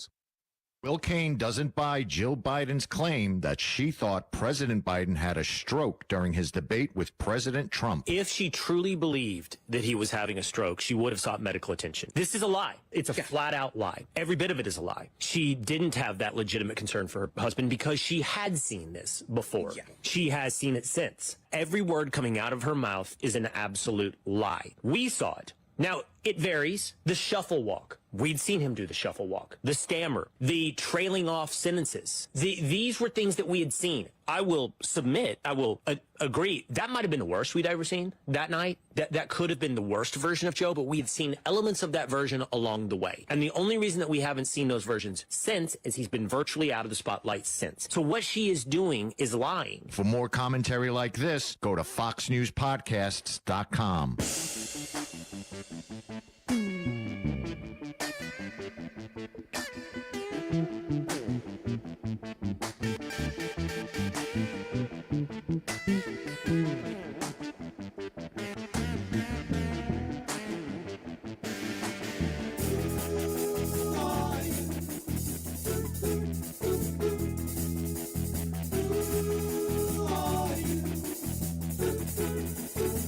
Talk lines are open now at 314-912-1019. The Vic Porcelli Show. Keep your friends close, but your enemies closer. Made in St. Louis for St. Louis. It's News Talk STL. Ken Williams, everyone. Great big show off. My 60s dance move. I am not enjoying that. Oh, okay. Never mind. No, I'm just kidding. The stream. Dance away. Dance away. All right, so last night was the big St. Charles wrestling match. Right. My God, we didn't even mention that today. It's the wrestling match. They had the steel cage match. Yeah, it was great. Fight to the death. And the three candidates, of course, the three big candidates, which is Bill Eigel and Steve Ehlmann and Jason Law. And a guy who's pretty much interested in all this, St. Charles County Councilman Crazy Joe Brazel. Hi, Joe. How are you? I'm good, guys. What's going on? So, what am I asking him here? No, I just. Oh no, this was First of all, Vic, hold on now. This was epic. I don't know if you guys saw this thing, but it was absolutely epic. I mean, actually, Jason and Bill were both kind of hitting on Ehlmann. And he was like Joe Biden. It was horrible. I mean, I felt sorry for him, and I got to be respectful how I try to Yes, present you this, do. but- Yes, you do. But my goodness, it was. He couldn't answer stuff. He would blame everything on everybody else, saying we can't lower property taxes, we can't do this, we can't. The apartment explosion's not my fault, and blah blah blah. And then I mean, Bill would give great answers, and. Quite frankly, on the property tax thing, if I got a minute now, and I know this is your show, Vic, but just give me a minute. On this whole property tax thing, Steve Ellman does not even know what he's talking about. He does not even understand Bill's plan. What the plan is, our budget is $606 million, okay? Our parks budget with that new sales tax in 23 increased our park spending by $40 million from 20 to 60. That was in 23. All we do is go back to the 23 parks budget because we got plenty of parks. Our parks attendance is not increasing, shown by the own numbers. Put $40 million back in the coffers of the personal property tax. Cut our budget by 10%, which is $60 million. That's $100 million. Get rid of the family arena. Get rid of the equestrian center, where they got $32 million to spend on horses for 5 years. They're spending $10 million on the family arena. We should not be in the entertainment business. There's your $120 million. He said, "Oh, we'll bankrupt the county." No, every school district, every ambulance district, every fire district still gets their taxes. It's just when it's collected, we just pay the bill. We pay the personal property bill with that $120 million of surplus that we don't need to be wasting. So since Steve Ellman's been in office, he's increased the budget by 350%. Now think about those numbers. Thinking. But anyway, Vic, I'm sorry. I just had to get that off my chest. You just don't understand what he's talking about. It's the You Joe don't know what he's Brazel talking Show, live from No. St. Charles County. We like it. All right, listen, before we get into what Jason Law and Bill Eigel talked about last night, to each other, by the way, not to the crowd, the last time we spoke, you brought up the family arena, and you said we got to get rid of that family arena. And I didn't know why at the time. You explained it to me, but it did come up last night. Yeah. Getting rid of the family arena, because I didn't realize that the family arena, besides that it could be used, that land could be used more economically, but it's losing money. I had no idea the family arena was losing money. I don't think a lot of people in any county knew that. Vic, Bob Schnurr, who is our consultant, was our director of purchasing. We hired a director of purchasing of $150,000 plus. Bob Schnurr is still a consultant as a director. I don't even understand that whole thing there. He told us at the last meeting, it loses about $200,000 a year. But it's a park, so parks cost money. We're not in the entertainment district. And first of all, this $200,000 a year is absolutely incorrect, because we put in maintenance. They put a new roof on for $1 million plus, HVAC, new seating. We spent $14 million on that thing in the last 5 years, okay? And also, it's not collecting any taxes because it's owned by the government. So therefore, if it was either torn down or run by a private enterprise, we would be not only getting sales taxes, but not spending all this money on it. That whole district, we talked about this, Vic, in the last show, from 70 to Page Extension should be all entertainment district, all that riverfront. We got 60 acres of prime riverfront real estate. That should be developed into condos and tall buildings and stuff like that. An entertainment center. I think it should be like a new landing of some sort. That's a moneymaker right there. Absolutely. It's nothing but just trees and nothing. I mean, it's nothing, in that beat up old family arena. Yep. And so, no, it's a big loser. It's a big loser. We should not be in that business. Just like the skate park. The skate park's $10 million. The skate park, really? Why are we in the skate park business? I don't know. You can get me going. Hey, stop yelling at me, okay? I didn't do any of this stuff, so stop yelling at me. All right. So Jason Law and Bill Eigel had a conversation last night. Is that what you're saying? Bill Eigel and Jason Law had conversations. They all three of them had conversations. I mean, Jason kept talking about the apartments, but when Jason was been an elected officer in Lake St. Louis, their apartments increased. They doubled from 1,500 to 1,550. So that's 3,050. So he's not actually being accurate on his office. When he was in office, they doubled his apartments. And the reason they're not doing any more apartments because they don't have any more growth, no more land left to build apartments. So he's saying he's doing a moratorium. That's simply not true. That's not an accurate statement. So, and then Steve Ellman said he's not doing apartments. Well, 2 weeks ago, if you guys saw the news, they laid out the East-West Gateway, which Mike Elam and Steve Ellman are on the board of East-West Gateway. They did a study to put in hundreds and hundreds of apartments on Highway N, and then they had these farms plotted out, and the people that own the farms didn't even know about it. Did you see that on the news? No, but I got to tell you, this whole thing with the apartments scares me because of one thing. The left wants the 15-minute cities. You know what I'm talking about? Where everything's included. You rent, and you're all piled up, in your apartments together, and then we build things that you can just walk to so you don't have to use vehicles.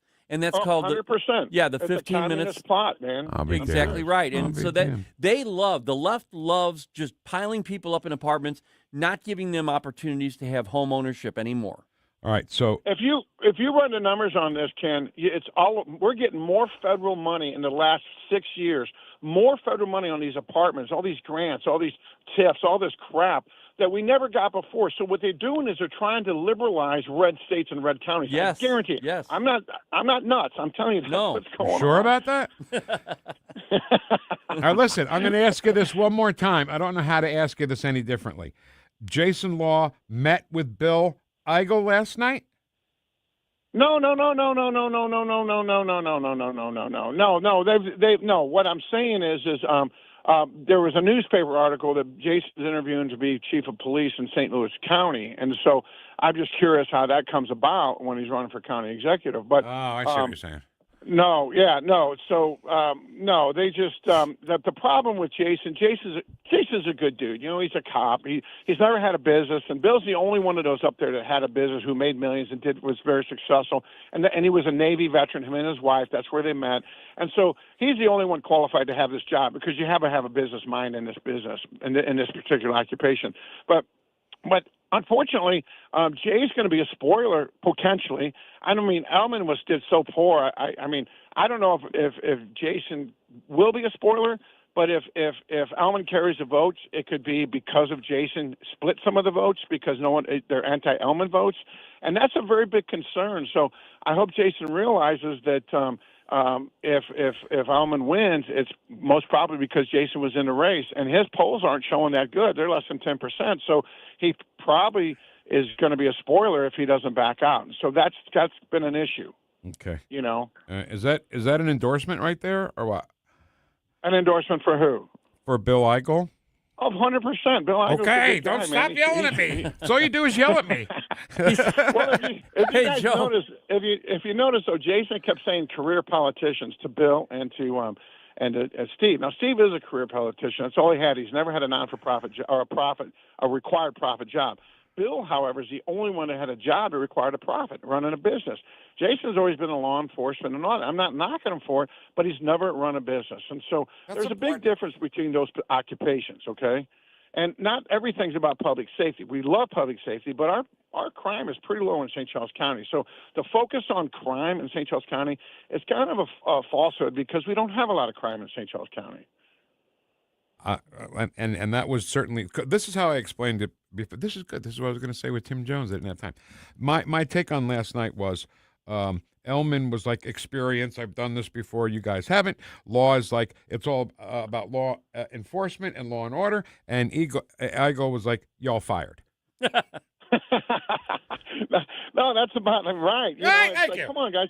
You've had so much time to get it right. Like Lake St. Louis, their taxes went up 30% since Mr. Law was in office, That's a fact, 30% in his apartment. So, I mean, it's like, I don't know, Bill did what he did was in Senate. I mean, people might say, oh, he was hard to get along with. He wasn't hard to get along with. He just stuck to his convictions as an integrity. And maybe that's what elected officials should do instead of just waver and try to always compromise and vacillate, Y'all fired. Y'all fired. That's what Bill Eigel said last night.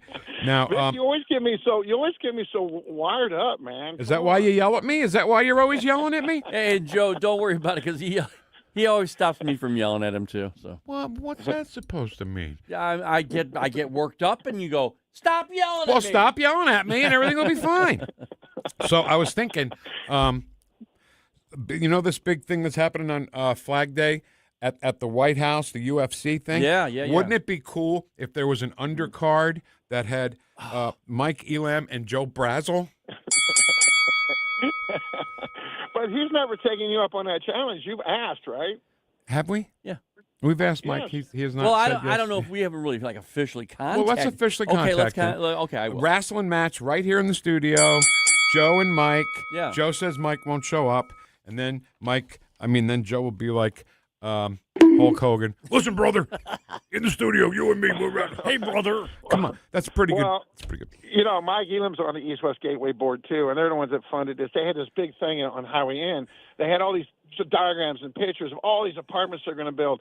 And it doesn't even go to the council. That's my district. And they didn't even invite me to the meeting. Wow. I mean, that's just, they know that I'm opposed to this stuff. And it's like, how ridiculous is this? Who the hell do these people think they are? And plotting out someone's farm. Can you imagine being a farmer over there on Highway Inn, which is exactly the case. It was on the news. And they show up and their farms plotted out for apartments and they don't even know about it. Can you imagine that? That's just what scary. What the hell are these people thinking? No, that's just scary. When you consider the fact that they're trying to make even bigger apartments now, so we've got 30,000 people in this apartment complex. Let's see how more badly we can treat the farmers. Yeah, exactly right. Right? Yeah. Well, exactly. And you guys, we talked about this last meeting. St. Charles County forward-funded $130 million of money to state road projects and only received $30 million back. And Mr. Ullman was bragging about how we step in and do all these road projects. How about stepping in on the state and getting on their butts and telling us, get your money out and give it back to us or fix the doggone roads? We're forward-funding Highway Inn, and yet they want to put more and more apartments on Highway Inn. You know, Highway Inn is nothing but a traffic jam, a disaster all the time, and Highway 40 is a disaster too. It's like, quit this apartments, quit this urbanization, and get the damn roads fixed. Now you're yelling at Ken, so that's fine. Because you're not yelling at me. All right, Joe. Listen, always great to have you. Get your expertise on this stuff, and this debate was right up your street from last night. So thanks for being with us, and we're going to ask Mike if he'll wrestle with you here in the studio. Okay. All right, guys. I love you guys. Take care of yourselves. See you, Joe. Okay, bye-bye. I'm going to bring the blood pressure cuff back in. Okay. And we'll invite Joe Brazel, and we'll take his blood pressure. Yeah, I think we should. And see how that goes. Right. He'll get an E. He is E, high energy, no doubt about it. So, message on it. You know what? I have time to fit this in too, Ken. Yeah. And Billy Joe McAllister. Not yet, though. Okay. So, the Post-Dispatch didn't mention us by name, right? Right. I go back to the very final episode of Seinfeld that our radio station, 101.1 The River, projected the very last episode on the side of a building. Yep. 20,000 people came to Tucker Boulevard. Not even right. like an arena. Right. You know? And the next day, front page of the Post-Dispatch was that. And another radio station was lasering their logo on the thing, which I thought was a bunch of crap that they did that. Exactly. But that's the picture that the Post used. So everybody saw Z1077 and not us. Pissed me off. Oh, yeah. All right. Can we play a little bit of that song or no?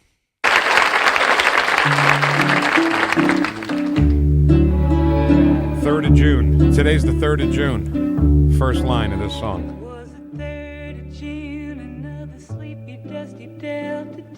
Bobby Gentry, the ode to Billy Joe, because that's the date that Billy Joe McAllister jumped off the Tallahatchie Bridge. It's a great song. I mean, it's a great song. Yeah, we'll take it to the top. All right. So, Choctaw Ridge. See ya. Hey, Mike Ferguson here, and for nearly 40 years, Nutrition Stop has been St. Peter's trusted source for natural living. They've got a great, knowledgeable staff offering more than just products. They provide guidance on your wellness journey with exceptional service. From 100% grass-fed meats like elk and bison and local produce to quality supplements and clean household products, 4101 Mexico Road in St. Peter's, just off the interstate at Cave Springs and Highway 70. This is Kurt Barr, St. Charles County Director of Elections, inviting you to our Sundays on Sunday, family-friendly open house. Stop by for a behind-the-scene look at how your elections are run. Kids can vote at a mock polling place using a real ballot. You can meet candidates appearing on the August primary ballot, and everyone can enjoy free ice cream. The County Pet Adoption Center will also be on site with dogs looking for new homes. Join us Sunday, June 14th from 2 to 5 p.m. Details at sccmo.org/elections. Stream Streaming TV is where it's at. It's not about cutting the cord anymore. That's old news. It's all about your customized TV options. With the best and cheapest high-speed internet and your own TV subscriptions, we've got your dream TV lineup. Between wired and satellite internet and TV, you now have tons of options. Save money and get more internet speed and better TV today by calling the Whole Home Connect. We scan your location and offer you the best TV and internet options. And we always have specials and promotions. So when you call, ask about that. Take 5 minutes of your time. Make this free call now and learn how to save money and get better internet and TV for your home anywhere in the U.S. Make this simple and free call now. 800-257-1632. 800-257-1632. 800-257-1632. That's 800-257-1632. KLGY HD3 Clayton, K270BW Bellefonte, KNBS Bowling Green. This is News Talk STL at 1019, 94.1, and always streaming at NewstalkSTL.com. News this hour from Town Hall. I'm John Scott. Iran blames the newest flurry of attacks between them and the United States on the U.S. military. The Iranians blame this on the Americans firing a missile into an empty oil tanker that was trying to break a U.S. blockade on Iran. Iran is trying to get all these empty oil tankers back because they're still trying to produce oil, but they're having to slow down the flow because they have nowhere to stick it. They're onshore as well as offshore facilities that have been trying to take this oil in are filling up rapidly. That's correspondent John Gambrell.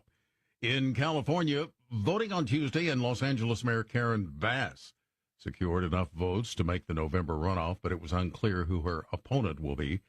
In the race to succeed term-limited Governor Gavin Newsom, Republican Steve Hilton, and Democrat former U.S. Health and Human Services Secretary Xavier Becerra are taking an early lead over dozens of opponents. Under California's top two primary system, the two candidates with the most votes will move on to the November general election regardless of party affiliation. The U.S. wants to impose new tariffs on dozens of trading partners. The Trump administration is proposing 10% tariffs or more on products from dozens of major trading partners to address the importation of goods made with forced labor. A report by the U.S. Trade Representative says Canada, Mexico, Taiwan, the United Kingdom, and some other countries and territories would face 10% additional tariffs for allegedly failing to enforce a forced labor import ban. A 12.5% additional tariff would be imposed on China, Japan, India, South Korea, Brazil, and dozens of other countries. The new tariffs would not take effect immediately and are subject to public comment and review. Donna Warder, Washington. More on these stories from townhall.com. Health insurance rates are surging in America, leaving millions without affordable options. If you're sick of having paychecks eaten up by healthcare costs or dealing with mega corporations, then listen to this. Christians don't need to waste money on a broken system. That's why I want to tell you about Christian Healthcare Ministries. It's an alternative to traditional health insurance at half the cost. With CHM, fellow believers contribute monthly to help pay each other's medical bills. There's no enrollment period, so you can join anytime. And you aren't restricted to provider networks, so you choose the doctors and hospitals you want. It's that simple. CHM is not insurance. It's a ministry that puts faith into action. Feel the difference of financial support and biblical care from fellow believers. Join CHM today by visiting chministries.org/wellness. That's chministries.org/wellness. This hour of News Talk STL is brought to you by Stifel, serving investors for over 130 years. Contact your Stifel financial advisor at stifel.com. That's STIFEL.com. Oh, Hank, what a wonderful spider web you have built for us. I love this fabulous space we have right here in the corner of the kitchen. Thanks, Charlotte. I think I'll build us a vacation web in the coat closet. Oh, no. It's the pest control company again with those green wheels. They always kill the mood. This is Derek, the owner of All Solutions Pest Control. Give us a call today at 636-486-7888. We'd love to help you out. Learn more about our special $67 offer. You can visit us online at allsolutionspestcontrol.com. If a pest-free home is your goal, call All Solutions Pest Control. 1949, the last time a Republican held the top post in St. Louis City. A gallon of milk was 84 cents, and streetcars ran down Grand Avenue. Unfortunately, St. Louis City streets are no longer the epicenter of family and business life. In the 80 years of Democrat control, our city has been on a steady decline. Hello, Kirk Ilsinger, chairman of the Republican Party for the city of St. Louis, and we believe it is our duty to provide a different path forward. I invite you to our meetings the first Thursday of every month. Learn more at stl-gop.com. Paid for by St. Louis City Republican PAC. Curtis Farber, Treasurer. Hey, folks, Jamie Allman here for Newsteader's Fine Jewelry right there at Doherty Ferry and Big Bend. WowDiamonds.com. It's Wow Diamonds for a reason. These are beautiful lab-grown diamonds. They are gorgeous. They will blind you when you walk in and see them, but that's a good thing. Great engagement sets, wedding sets, all these beautiful God-created gems, sapphires, rubies, you name it, garnets, and also all the gold you need, and the famous bull of a watch, WowDiamonds.com. This hour, the Vic Porcelli Show, brought to you by the Trolley Stop Bakery, the official bakery of the Vic Porcelli Show. You're listening to the Vic Porcelli Show. A 3-hour tour, a 3-hour tour. The weather started getting rough. We squeeze in a dry hump day under partly sunny skies.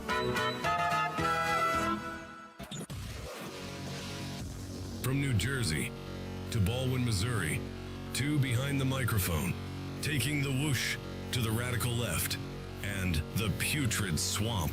You're listening to the Vic Porcelli Show. Here he is, Vic Porcelli. All right, sorry. Just had to take a sedative after talking to Joe Brazel.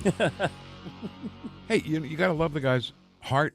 Absolutely. And enthusiasm for what he believes in. I always look forward to the first Wednesday of the month. Me too. And I swear to God, Ken, Family Arena, I had no idea how much money it was losing. Yeah. You know? And what you brought up something that he was like, oh, yeah, entertainment district somewhere. Where would that be? Well, yeah, I just thought it could be a version of, to get rid of the Family Arena and then have like some entertainment area. There. Down there, like we would have in St. Louis, like we used to have on the levee, So, restaurants. Yes. Restaurants, bars, just things to attract families during the day. Not a casino I'm talking about. No, yeah. But we're talking about stuff to make it family-friendly, a destination area. Yeah, we need more family-friendly stuff. We do. I think. We do. But then you can convert that, like on the Landing, because they did this wonderfully. Used to. It used to be packed down there every weekend. Yeah. But during the day, you'd have tourists there all day. Absolutely. We were down there, just hanging out for things. Miller my Music wife and I. Blast. Miller, oh my goodness. It was just so fun down there. Yeah. My first place I ever went to on the Cleves Landing was the Pinball Museum. They had a pinball museum there. I think I remember that. And they had old pinball machines that didn't even have flippers. You just hit the ball, and wherever it landed was where it landed. Yeah. Right up to some of the electronic scoring things, Yeah. Just great. All right, Kenny, right now it is Wednesday. Yeah, let me switch. Oh, we're good. And this is not, in our minds, we're not putting down Pride Month. They want to have a month? Okay. Go have it. We know who you sleep with. That's all it really is, right. Okay? And so we said, no, that's not right. I think June should be, we think June should be Veterans Month. Yeah. People who have served this country, living or dead, by the way. Right. So we call it Vic for Vets.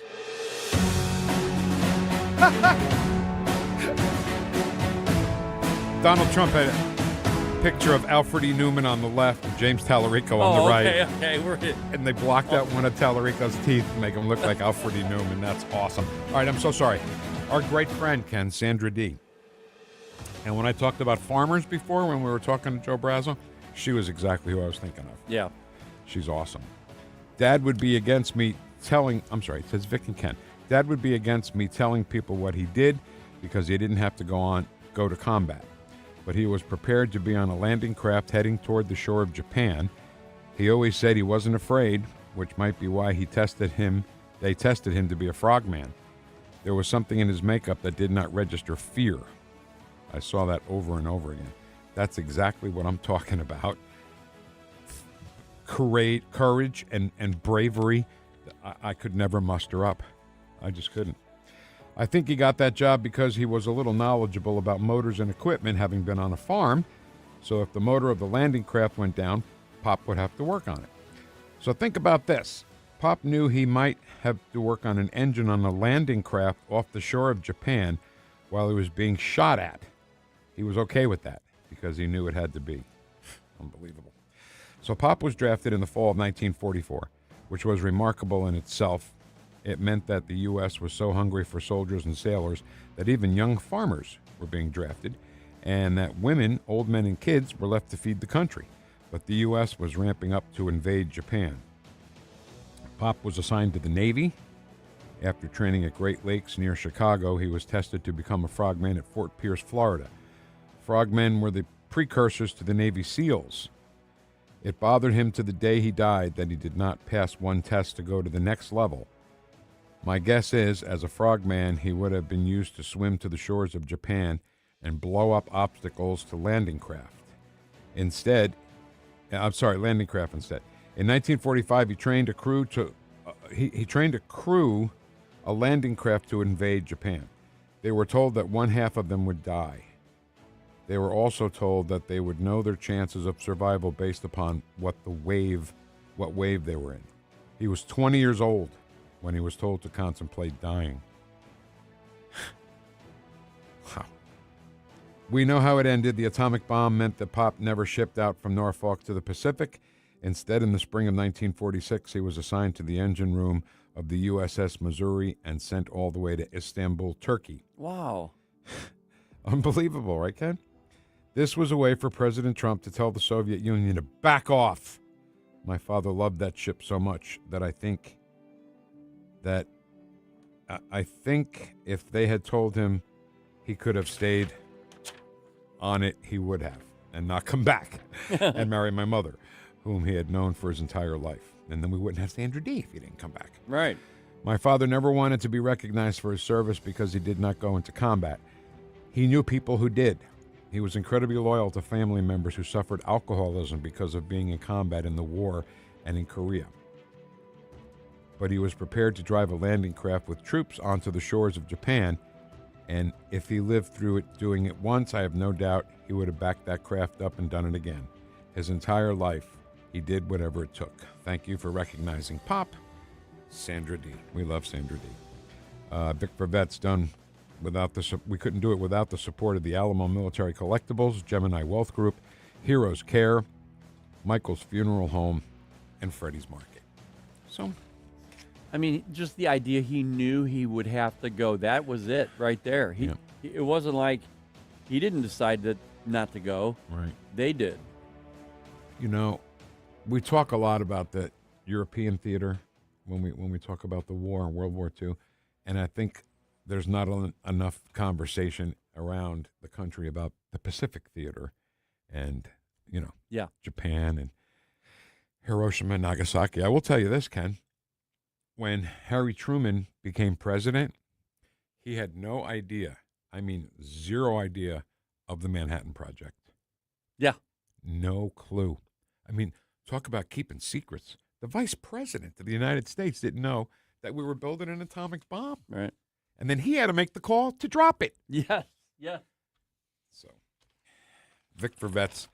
If you know a vet, if you are a vet, could you put your humility, well, I love your humility, but can you put it aside just for 20 seconds to send Ken a letter about what you did? Mm-hmm. It tells your rank, your branch of the government, if you're good at playing pool, whatever, okay? When it comes to the stories. Anything. Yeah, name, rank, branch of service, and a story if you have it, inside or out of the military, doesn't matter. And you know what I love? Because the St. Louis Soldiers Memorial downtown, they give us soldiers to talk about. Yes. And they're awesome.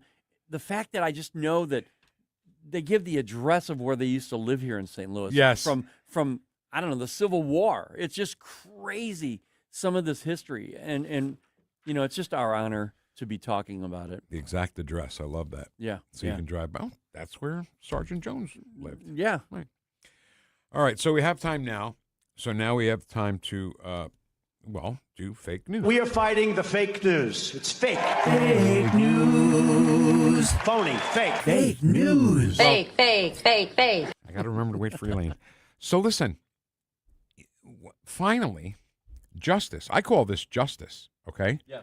Because Scott Pelley has been an arrogant...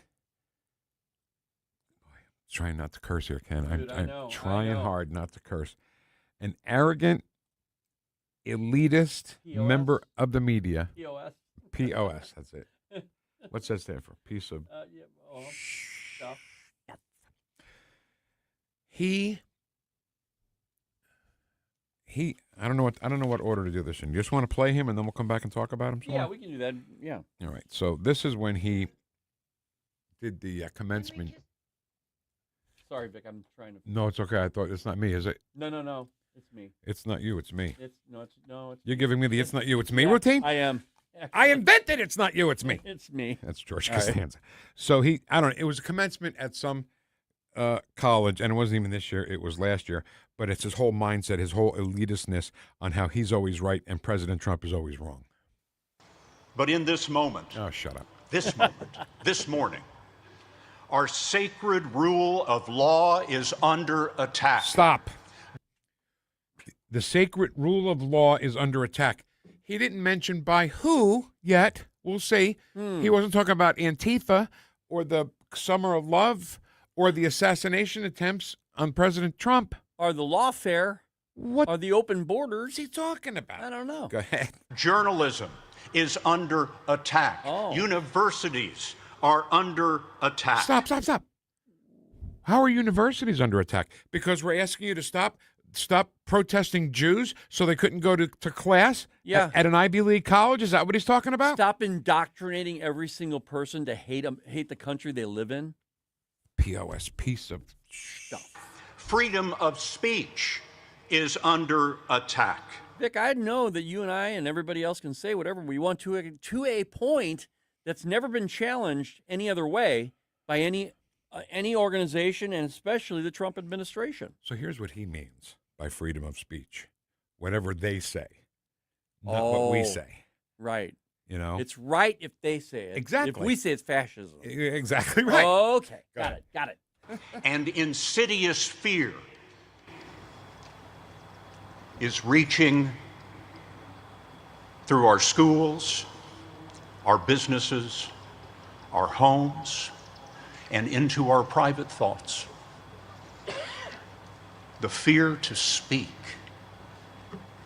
in America. Oh, stop with the drama. America. Power can rewrite history. Stop. That's the same kind of drama Joe uses. My God. You know? Come on, man. White supremacy. That's the existential threat to this country. Well, is that what Scott Pelley believes too? I guess it is. Probably. Because that's freedom of speech. Yeah. But if I say, whatever. Love is love, and we love everybody. Unless you're a MAGA person, we hate you. Exactly right. Go ahead. With grotesque, false narratives, they can make criminals heroes. Wait a minute. Okay? They can make criminals heroes, like Trende Aragua?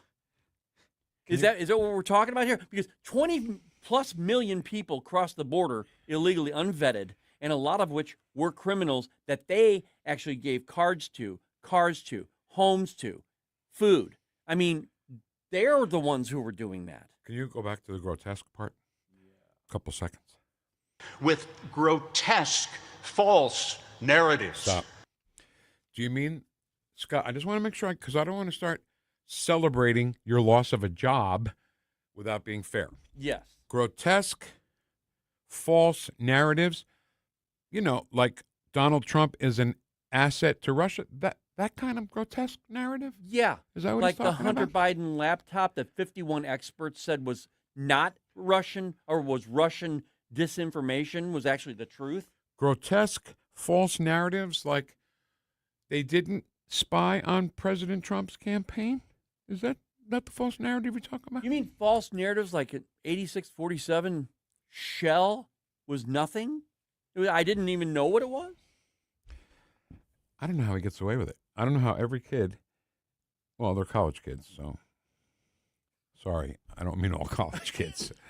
That was terrible. That was I'm a sorry. Kamala. Now I got to play that later. They're really stupid. They're just That one? stupid. Yeah. Yeah. So anyway, but he's talking about grotesque false narratives, and he was one of the people who had the grotesque false narratives. Yes. Because it was him who was interviewing Andrew McCabe, deputy director of the FBI at the time, who convinced Scott Pelley, Mr. Journalist, chewing on his glasses while he's doing the interview, Right. and believed that President Trump was an asset to Russia. And then he's got the nerve to talk about grotesque narratives, false narratives. What? I mean, I don't even know what he's talking about anymore. If you're an idiot like Scott Pelley, all you got to do is take glasses and put them on your, start chewing on the end of it. exactly it right and then there. you look smart. All right, let's finish with this All ass. right. That person. They can make criminals heroes. Yeah, right. You know what he's talking about. And here, J6ers. Oh, okay. That's what he's talking about. Yeah, well, they were unrepresented, by the way. Right. and heroes, criminals. Power can change the definition of the words we use to describe reality. Like what? Diversity is now described as illegal. Equity is illegal? Diversity is illegal? Oh, you know what? He's right. All those white guys that play in the NBA, so he's right. Yeah. Because black guys don't get to play in the NBA anymore. Is that what he's talking about? Yeah, I'd never remember any person who was conservative would say anything about diversity. They've never, no one's ever said, it's too diverse. We don't like even saying the word. No. Kind of makes us itch when we even say the word. We like inclusion. Right. We include. Sure. We include everybody. Sure. If you're qualified. Right. But that's the difference here. Because That's the equity is the bad part. That's right. Go ahead. diversity Oh, sure. is now described as illegal. Equity is to be shunned. Well, that should be. Equity should be. Inclusion is a dirty word. You know what? Hearing him say dirty word, dirty word? makes me feel like he's a little sexually creepy. You think? You know? Yeah. This is an old playbook, my friends. There's nothing new in this. Let me guess. Hitler. Go ahead. No, it's over. Hey, this is Ed Stoit on steroids. Everything he was saying, the opposite was true. Exactly right, Ken. And so he had a big blow up. He had a big blow up at a meeting at CBS. I will say this again, and I want somebody to understand, not you, everybody to understand what I mean by this, okay? For 20 years or more, Barry Weiss worked at the New York Times. Everybody loved her. Loved her. She wrote for the New York Times. Yeah. All the news that's fit to print. Mm-hmm. And now she has left the New York Times, started the Free Press, which was a news organization. Middle of the road. Middle of the road. And she's still middle of the road, by the way. She's not a Right. crazy right wing, whatever they want to call her. And she is the editor of CBS News. And it's like they're saying that what they're saying is that Barry Weiss is keeping them from saying what they want to say. Yeah. And to this day, 60 Minutes, every story is about Trump sucks. What more do they want? But just because she's trying to keep them from saying what they want to say doesn't make what they're wanting to say right. You know what I'm saying, Vic? Exactly. I mean, she's saying be fair. She's just saying be fair. And they're saying, well, no, we want the left-wing opinion. We want to get the left-wing narrative out here. The far left now. We have to get the communist narrative out there. Right. And she's saying, no, you can't do that. And they're saying, well, then you're right-wing. Right. So, big outburst. He was yelling at Barry Weiss and everybody at CBS News, the upper echelon of CBS News. And they said, you know what? You're fired, effective immediately. And the thing is that the executive producer who fired him for 60 Minutes, okay, he actually offered him, he said, listen, I'm new. I would love your expertise on this whole new thing of mine that I'm doing here. And I would like to take you to dinner and we can talk. And he turned him down. Yeah. The following day, he went to a meeting with everyone from 60 Minutes, the whole troupe, and called him out by name and just railed on him. Yeah. And then he expected what? Let's remember as well that Scott Pelley is a failed CBS Evening News anchor. Yeah. So let's give him a promotion. Let's send him to 60 Minutes. Anyway, you got any goodbye music for Scott Pelley? Just to kind of say goodbye? Maybe a little bit. Because we don't... Oh, yeah. See you, jerk off. Fake.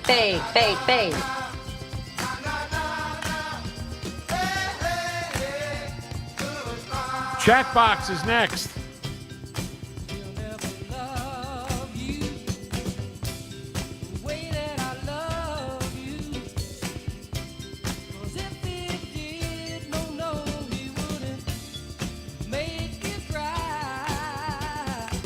Watch us on our live stream using Rumble, Facebook, and Twitter.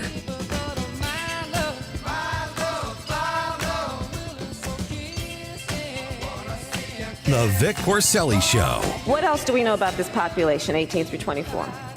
They are stupid. They make really bad decisions. Oh, that woman got a mouth like an outboard motor. All the time.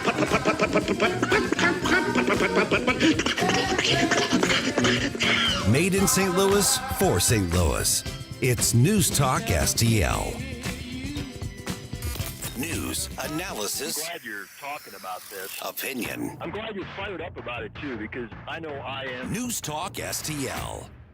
Tony Colombo here for Gutter Pros and Exteriors, your all-in-one service team that brings years of experience and quality that's affordable right to your doorstep. Christine and I discovered Gutter Pros and Exteriors when we bought our home and inherited a gutter problem. And they've also repaired siding damage on our home because along with gutter repair, gutter installation, and leaf protection, the Gutter Pros team are also the best for repairing other exterior damage, including fascia, soffit, and all siding repair and installation. Learn about all the ways Gutter Pros and Exteriors can help your home or business right now at gutterpros.com. This year, America turns 250, and News Talk STL is celebrating our nation's semi-quincentennial all year long. News Talk STL, #1 for live and local Soros-free talk, with proud supporters of our 250th birthday celebration. Trolley Stop Bakery, DG Firearms, and The Yard Guy. 250 years strong, and we're just getting started. 1019 and 94.1 News Talk STL. 1 in 4 women will have an abortion before the age of 45 in this country. That's the tragedy we must work to stop. Mike Ferguson from The Morning Show here, and that is why Reach Reproductive Health is here, to empower parents to save the lives of innocent children and to see these families come to Christ. And you can be a part of saving and changing lives. So pray and visit outreachforlife.org to learn more, volunteer, and donate. That's outreachforlife.org. At Body of Health, we're a small but mighty family operation with big ambitions for your health. I'm Helene Tobler, and I'm jazzed about how our MRI-grade body composition analyzer is putting personalized health and wellness on steroids. It helps me and Dr. Tobler, that's my husband, refine the advice we give to help you feel better and live longer. Body of Health, trusted, discerning, affordable health care the way it ought to be. Learn more at bodyofhealth.com. That's bodyofhealth.com. News, analysis, opinion. Unleashing energy dominance is not just about ramping up a domestic supply. We need to be looking at other markets to be able to place our product. Being in a stronger position to be able to export to these other countries that want it. 1019 and 94.1 News Talk STL.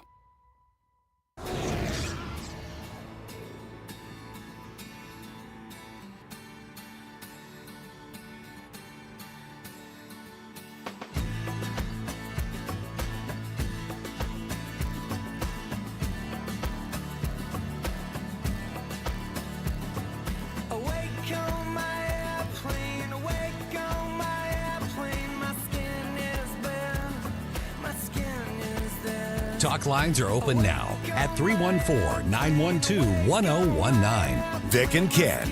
Ken can recite the alphabet backwards. Vic can recite the alphabet forwards.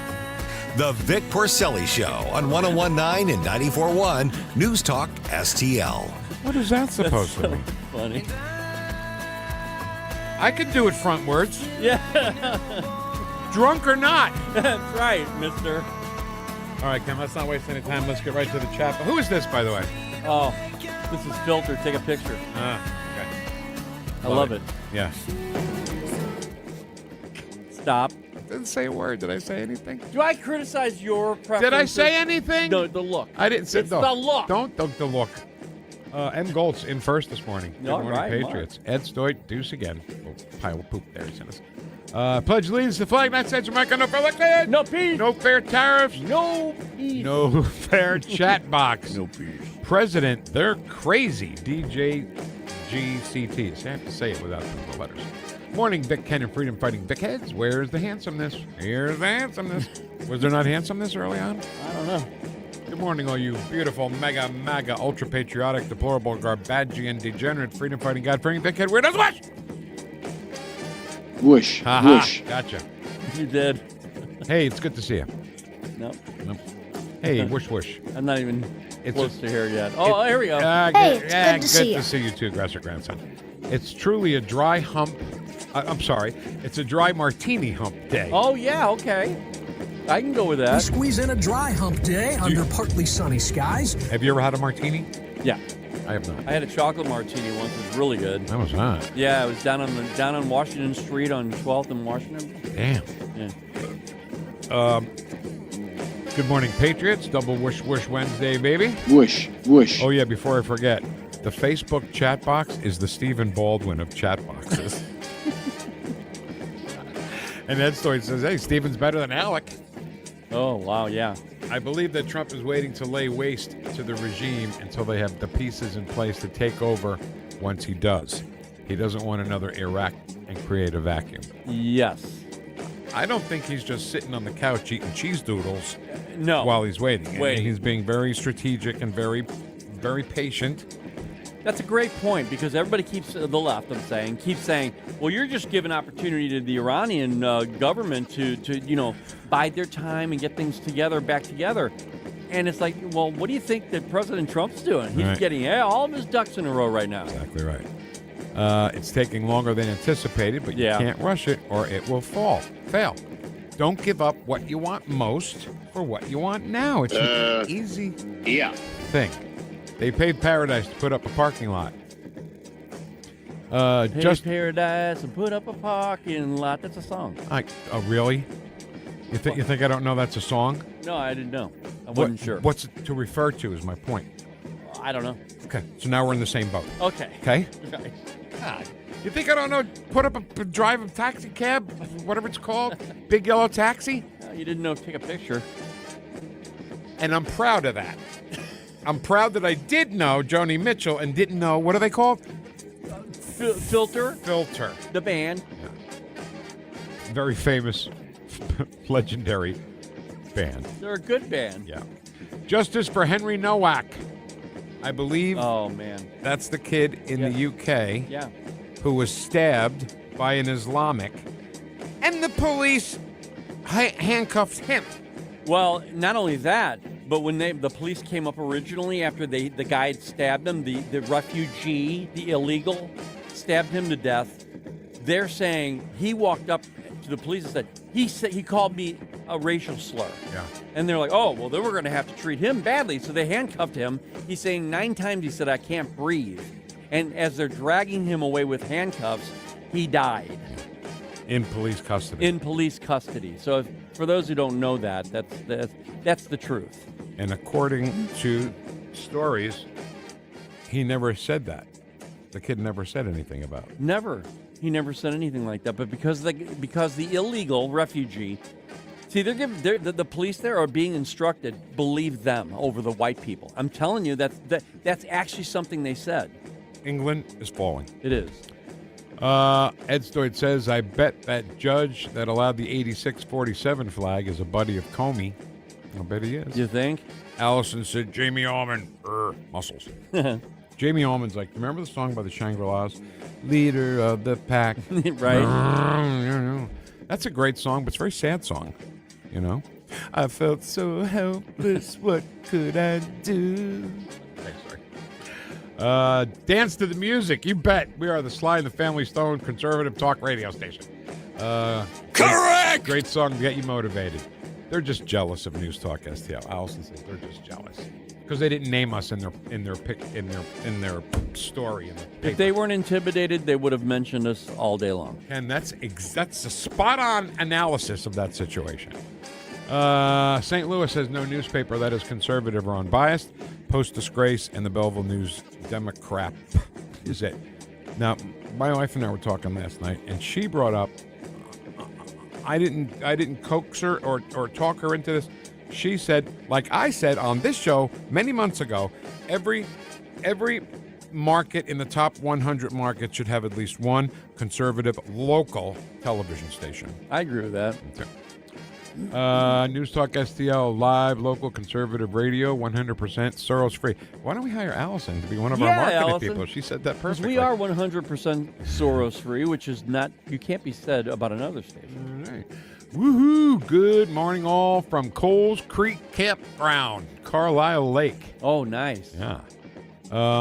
Happy Double Whoosh Wednesday. Oh, Whoosh, that's you. That's whoosh. you. Don't give yourself two whooshes. Whoosh, whoosh. Oh, I'm going to kill him. It's that time. Is that time? Oh, is that Timmy? Sorry. It's Timmy. Does he ever sleep? He doesn't. He's the Killmead of Newstalk STL. Wow, yeah. St. Charles County is overwhelmed with multifamily housing, Mr. Speaker, and that's the citizens saying, no, we were ignored. Now ask why and who benefited from it. Yes, that's what you have to do. Follow it. Timmy! Get me going. Hey, we got something from Gene here. I don't know if you want to give him the big introduction. Musk idea, data centers in space. Natural cooling from cold of space plus solar power. Gene, Solved. Gene, the dancing machine.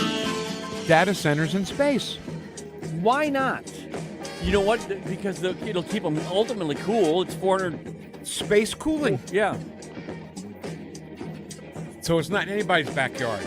It's like 450 degrees below zero up there. That's cool. That's very cool. That's very cool.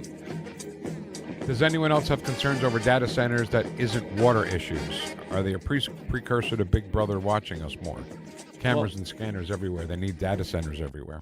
Well, actually, that's legislation that needs to be changed. Why'd the music stop? I just messed up. Huh. But that is legislation that needs to be worked on, okay? Enjoy, retire, full-time RV travel life. Oh. Gene is enjoying retire full. He's retired and he's in the RV. Is that enough? Hey, that's great. Yeah. They're not as much data centers. They're surveillance centers in disguise. Yes, they serve both purposes, but which are you willing to allow? New video of a Houston, Texas FF fire at the border ice cream plant. I don't know what that means. Any other news going on today? Nope. Sleepy, dusty, whoosh. St. Charles County, all the entertainment and restaurants you can want. Bring in some semi-pro sports teams like they had when they built the Family Arena 25 years ago. I think they still play soccer in that building, don't they? I don't know. DEI is illegal when based only on that. When based on capabilities, that's fair. Also, character matters over skin color. Hey, it was MLK who said, I want my 4 little children to live in a world where they're judged not by the color of their skin, but by the content of their character. Well, if DEI meant diversity, equality, and inclusion, I'd be all for it. Yep. Ed says, had to step away briefly. Did I miss V for V? You did miss Vic for Vets. And it was all about Sandra Dee's dad, the farmer. Yeah. Chat box before Mark Harder. Hey, we'll do the scheduling here, okay? Hey, Vic, baby. Ken and all you Patriots. It's been a crazy week. Make it a good one. That's Cinderfer right there. Hey, how you doing? Hit the like button, please. Hit the share button. Help us out here. Give us a break. Have a we in these hot-ass streets, honey. I just have just a few more. Good morning, Vic Heads. Double Whoosh Wednesday. It's Bill Harrison. Whoosh, whoosh. Barbara says whoosh, whoosh. You got to do it again. Yeah. Whoosh, is America whoosh. Waking up. The California could become red, possibly. Grant says dry hump. Double Whoosh Wednesday, you bunch of Vic heads.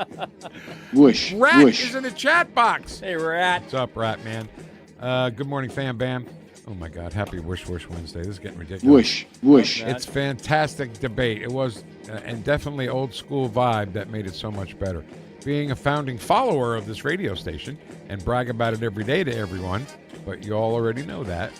Good morning, Freedom Fighters, from Tom, Kathleen, one more time, more of an alphabet forward. Shut up. Kind of person myself, okay. Shut your face. Oh, my God. If it's not Joe Brazel or Ken, it's everybody else yelling at me.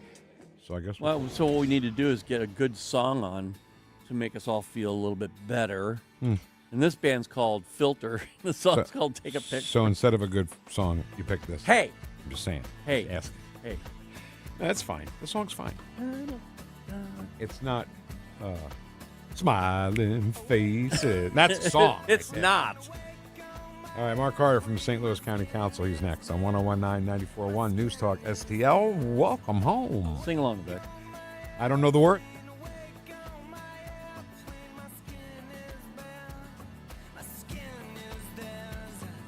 Stream the Vic Porcelli Show at Newstalk STL. The Vic Porcelli Show. How dare you! You have stolen my dreams. Made in St. Louis for St. Louis. It's Newstalk STL.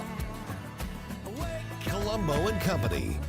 Join us every day for conversations with a wide variety of guests as we keep you informed and up to speed on all the important news and headlines you need to know. Live and local weekdays at 2 on Newstalk STL. Hey families, grab your fishing hats and head to Pierre Marquette State Park in Grafton June 6th for the 37th annual Two Rivers Family Fishing Fair. Enjoy trout and bluegill ponds, 30 outdoor educational activities, a 4,000-gallon aquarium, and special appearances by legendary fisherman Jimmy Houston and Duck Dynasty's Mountain Man. Fishing poles, bait, and supplies provided. And the whole event is absolutely free. It's the perfect day for the whole family. Saturday, June 6th, Pierre Marquette State Park, Grafton, Illinois.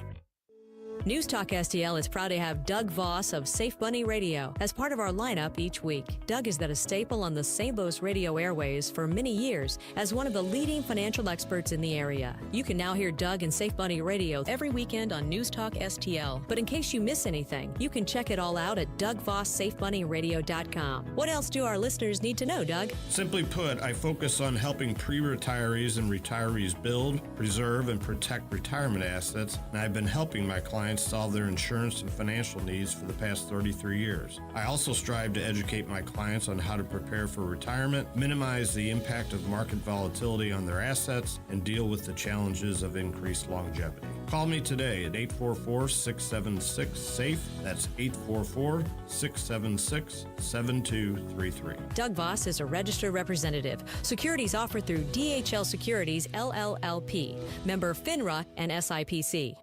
Rhino Shield is engineered to outlast paint, formulated to outsmart the elements. Rain or shine, sleet or snow, mold or mildew. Our home exterior coatings intelligently designed to stand up to Mother Nature. Call 877-25-RHINO or 877-25rhino.com.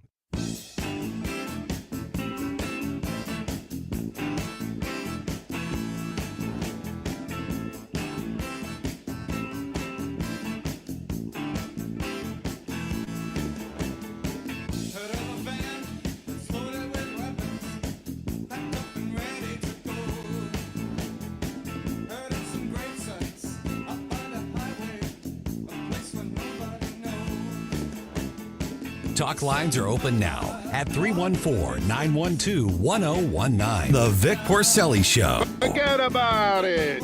Made in St. Louis for St. Louis. It's News Talk STL.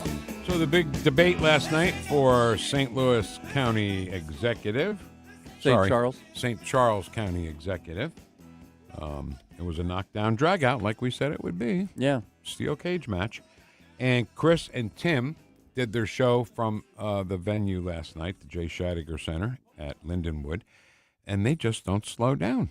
Tim and Chris broadcasting live again today, 4 to 6 o'clock, at the Republican Central Committee of St. Louis County's open house on Gravois Bluffs Boulevard. See the headquarters, meet the members of the Central Committee, and enjoy light refreshments while Tim and Chris do their show. Meanwhile, all right! From the County of St. Louis. Crime issues, economic development. This is Mark Harder. Girls are dancing and throwing flowers. Rose petals. I don't get on that at all. Hi, Mark. How you doing, guys? How are you? Mark. Hey, big night last night. What'd you think? Yeah, I thought it was great. Yeah, there was some zingers during that during the debate. I got there late. We had council meeting last night, and then I probably broke a few speed records to get up there afterwards. So But I was able to catch maybe the last half hour. But still within the speed limit, right? Oh, yeah, okay. always. So always. you were there. Why were you? This is not your county. What are you doing? I'm interested. it's not your county. It doesn't matter. I had passport. I could get across the bridge. He's the member of the St. Louis County Council. That's right. And it's connected. No, it's not. It's not connected at all. Connected. Right next to it. Ask Joe Brazel if it's connected. Yeah. Friends at arms. No, I'm just kidding you. But I had to get back over the bridge before it got dark. So, You're so funny. God. That's what they told me up there. That's just not true. So it was a great debate, run fabulously, I thought. Oh, yeah. Yeah. And I thought Jamie Ullman just did a knockout job as... It's hard herding cats in those type of situations. Second time I've heard that phrase, cat herding. Tim Jones said it, too. Yeah, I said it earlier. Is than it, them. 3 times? Yeah. Okay, so Yeah. is that a political phrase I should know? Well, I learned it from Tim Jones. Should I know it? Now you should do. I use it? Well, now you do. Should I use it? You should. Okay. Once in a while. So let's talk about your county. Yeah. What's going on? We got a big air show coming up this weekend. Love that. Saturday and Sunday, and we've got a guest that I've asked to be on is Mark Sutherland, who is the PR marketing person for the air show this time around. Mark Sutherland, great to have you with us. How you doing, man? I am doing well. Appreciate you having me on to chat a wee bit. And by the way, before we talk, I want to tell everybody, warn everyone, Vic heads everybody, that we're going to be giving away a prize pack of tickets. Yeah, at the end of this segment. Right, yeah. I would have said that, but Ken jumped in and said that because he's what we call a thunder stealer. That's what he... Ken, thunder stealer. So I need to be brought up to date here, Mark. I am so in the past. I'm so yesterday. It's the STEM Air Show. Is that what it's called? So Spirit of St. Louis Air Show and STEM Expo, because STEM is a huge part of what we do, because we want to take that moment of wow when a kid looks up and sees the Blue Angels or the Snowbirds or the F-22 and translate into some really, really... One year I was in Chesterfield getting a haircut, as a matter of fact, and the Blue Angels flew over my head, and I guess they were on. I guess it was close to the air show because they were flying that way, and it was in Chesterfield.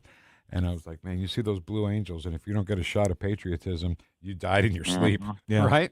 Yeah, and if you're shopping at Walmart or Target out there, you could be waving to the different pilots as they fly over. It's pretty low at that point. So tell us about some more of the aircraft we'll see this weekend. Yeah, so Skip Stewart, if you've ever been to the air show before, Skip Stewart is the guy that does things with a biplane that should not be done with a biplane, like cutting wires and flying through golf courses and such. So he's coming back along with Mount Yunkin in his beach aircraft doing aerobatics with basically a civilian transport plane, which will be fantastic. We've got 2 A-10s flying, so they're coming back for the second time. I mentioned the Snowbirds. This is a big year for them. This is their 55th anniversary, and this is the last year you're going to be able to see the Canadian Snowbirds for the next probably 3 or 4 years while they transition to another aircraft. So we've got about a 4.5-hour air show that is going to be stunning from beginning to end. We've been able to put together one of the premier air shows in the entire U.S. Hey, Mark, a long time ago for the fair and air show, we got to ride in a dirigible. Wow. Yeah, blimp. Yeah, the Goodyear blimp? The Budweiser blimp. Budweiser blimp. We had to run and jump on it. It was really amazing. Jump on it? Yeah. What do you mean jump on it? It doesn't stop. Wait, what? It floats, and these guys hold it down. So you got to dive in? No, they said just go ahead and catch up to it and jump on. You going to have anything like that this year? No dirigibles, but huge static ramp. So you can get in a KC-135 refueling plane or meet pilots of many other aircraft. So really good static ramp if you really want to get up close and get in some aircraft. But they're not going to be moving, unfortunately. They're going to be standing still. What about the B-1 bomber or the B-2 bomber? Are they going to be out there? So that is always a surprise. We always request it. And we're usually authorized for it, but that is a mission decision for them. So it depends if they are needed anywhere else in the world. If they aren't, then they come to a flyby. If they are needed somewhere else, then they don't show up. It's a short flight from Whiteman. So this is, and it's much shorter than some of the previous flights they've been making. So this is in Chesterfield. but this used to be downtown. You remember, Ken? We were talking about the landing Yes, before. yes. And we were doing the Miller Music Blast one year, and you could see between the buildings all the way down to the the riverfront, and this B-1 or B-2 bomber, whatever the hell it was, flew by, and we saw it like come and disappear behind the buildings. I mean, I was just like, oh my God, this is It's surreal. I was I felt so safe, Mark. You know what I mean? This is our military. Well, sure, and it's a good day when you hear a stealth bomber because that means you're okay. That means you didn't get hit. That's awesome. It's the sound of freedom. Yeah. All right. So Mark Sutherland from the STEM. I don't know if I like this new name. I just don't know if I like this new name, but I'll let you guys have it. It's fine. Can you give us the name of the whole event again? Spirit of St. Louis Air Show and STEM Expo. We were actually the very first air show in the nation to do a huge STEM Expo on the ground where people can get up close and personal with robotics and rocketry and simulators and bioscience, geospatial. And now air shows all over the country are doing it, which is fantastic. But we brought it. We were one of the first ones to do it in 2014, and we've been growing it ever since. And that's an important reason of why we do this, is to make that impact on the next generation. Yeah, and Mark, it's a great program. My daughter was indirectly involved in STEM as she was being educated, so it is a wonderful program. Mark, tell about any other special different groups. I know you talked about the snowbirds, and maybe a lot of people don't know what the snowbirds are. They've not been at one of the air shows in a while. What's their routine? Yeah, so snowbirds. So all right, so if you look at the Blue Angels, they're flying their made in St. Louis Boeing FA-18 Super Hornets. They are raw power. They are America. The Canadians are more finesse, very aerobatic, symmetry in the sky. More planes. They fly with 9 aircraft. So it's a very different experience. They came here 10 years ago. More recently, if anybody remembers the Red Arrows from 2019, very similar in how they do their routine. A great team. And like I said, this will be the last year, this 55th year, but the last year for the next couple of years. And it's also a big anniversary for the Blue Angels. This is their 80th anniversary. And it's the 40th year of flying made in St. Louis Hornets. Originally the Legacy Hornet, now the Super Hornet. So it's great. It's going to be a great event, of course. And you got a package of tickets to give away, so let's do that now. And what this is going to be, Mark, 2 parents, mom, dad, and 4 kids? Is that what I understand? 4, 12 and under. Now, if anybody else wants to come who doesn't get lucky and win the tickets, 12 and under are free. So they'll be able to come with kids, more kids than that if they want. And then everybody else can go to spirit-airshow.com and get their tickets. Saturday's almost sold out. Sunday is going very well. And the other thing we're doing different this year is we've always done active duty military free. We've been able to extend that to their spouses and dependents as well. So they can download free tickets and enjoy this amazing air show. And a little thank you from us for all their sacrifice. And parking is included in that, correct, Mark?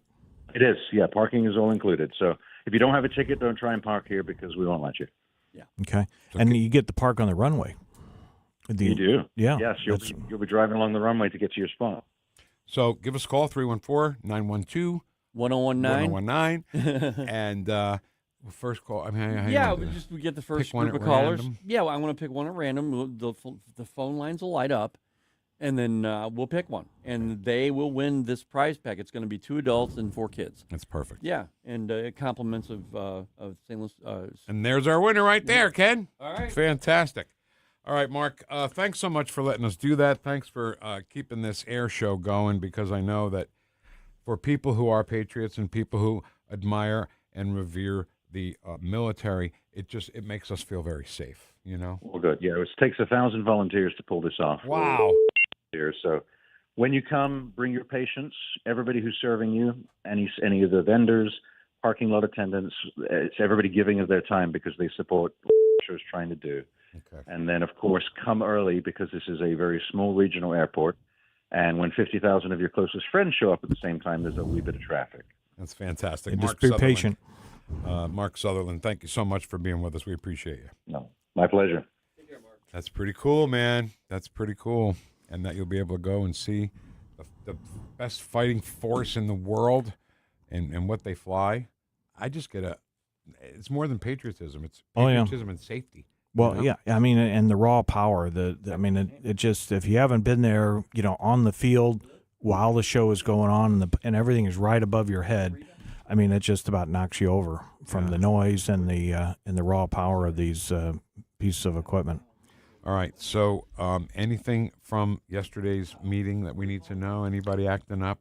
No, other than it was a weird comment that Mr. Page made last night he was talking about his legacy and things that he's done in the last number of years, and it was almost like an introduction, like maybe I'm headed out, sooner than later, and so I took note of that because he usually doesn't say much, but last night he was making comments about his legacy, and I'm thinking, maybe he's going to take the plea. So. There was a protest downtown. I think it was an anti-ICE protest, and I thought I saw Lisa Clancy there. Was she there? I don't know. Commenting on television? Wouldn't doubt it. But I wouldn't doubt it either. And not to mention, it's the city, not the county. What? Yeah.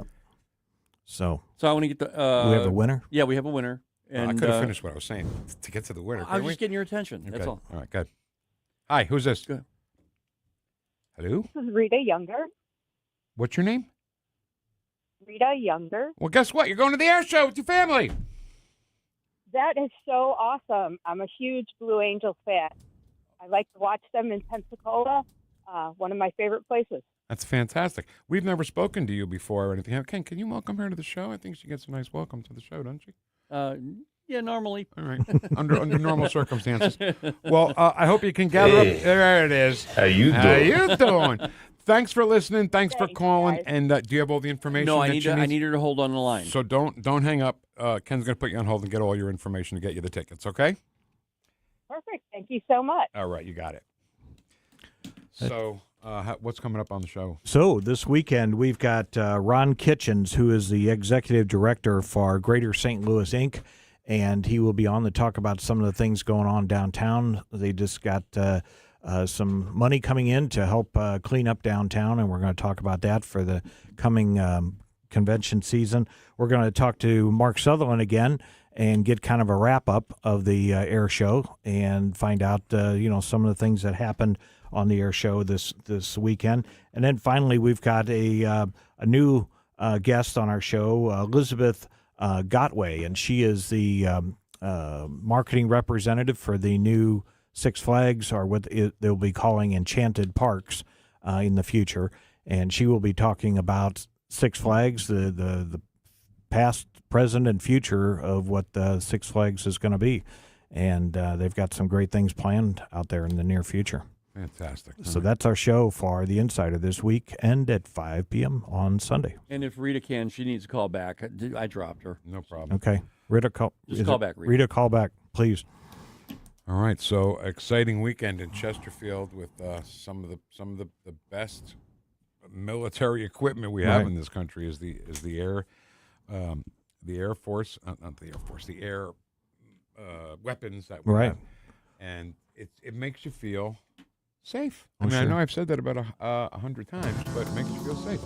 All right, thanks so much for having the record player on at night. Listen to us this morning. Make sure you have the record player on at night. Leader of the pack. He's next, Jamie Allman. Take it till your martinis run out, I guess. So, 3 martini lunch with Jamie is next. Kenny and I will see you tomorrow morning at 9, and we'll do it all over again for a Thursday. Today, Wednesday, on 101.9, 94.1 News Talk STL. Welcome home. License number GL250000615. You're cooking dinner. The lights go out. You flip the breaker and forget about it. But what if it keeps tripping? Trips once, your breaker's doing its job. Keeps tripping? That's a warning. Bad wiring or something worse. Do people just keep flipping it? Most do, until they can't anymore. Call Grasser. We'll stop the trip. Green is always Grasser at GrasserHomeservices.com. Hey guys, don't miss Straight Lines with Elizabeth Kaiser every Sunday evening at 8 p.m. where we talk about so many areas, including AI, law, and health. We have some fantastic guests on my show. Don't forget, Sunday evenings at 8 p.m., Straight Lines with Elizabeth Kaiser. Stand and Fight with Nick Schroer. Hey, it's Nick Schroer. To preserve this nation, to preserve the experiment in liberty that our founders envisioned, we must take a stand and fight. Stand and Fight with Nick Schroer. Sunday nights at 6. Only on NewstalkSTL. When you're approaching retirement, there are a lot of questions to answer. Do you have enough money to fund your income for life? How should you claim Social Security? And what's your plan for health care and long-term care? Hi, I'm Eric Robert, Director of Investments with the ClearPath Wealth Management Group at Stifel and host of On the Money Saturday mornings at 9 on NewstalkSTL 1019. Don't leave your retirement to chance. It's crucial to understand and address relevant risks before you retire. Our team can help you get organized, guide you through critical retirement decisions, and create an investment portfolio designed around your needs. To schedule your free retirement plan consultation, go to clearpathinvesting.com. That's clearpathinvesting.com. Or call us at 636-695-2650. That's clearpathinvesting.com or 636-695-2650. Stifel Nicholas and Company Incorporated, member SIPC and NYSE. Hey, Columbo here for Rockwood Charcoal. Rockwood is made from 100% pure Missouri oak and hickory, so you're cooking with the best and supporting local industry and a local business all at once. There's over 100 area Rockwood retailers. Find yours at rockwoodcharcoal.com. KLGY HD3 Clayton, K270BW Bellefonte, KNBS Bowling Green. This is News Talk STL at 1019, 94.1, and always streaming at NewstalkSTL.com. News this hour from Town Hall. I'm John Scott. California's crowded primary for governor remains unresolved. GOP gubernatorial candidate Steve Hilton told supporters in Los Angeles last night his campaign is another step closer to winning the governor's chair. To every single person who's voted for me, we're not there yet, but it's looking good. Dozens of names were on the ballot. Democratic candidate for governor and former HHS Secretary Xavier Becerra told supporters last night that they had spoken with one voice. Tonight, the people of the great state of California, in the greatest nation on earth, have spoken.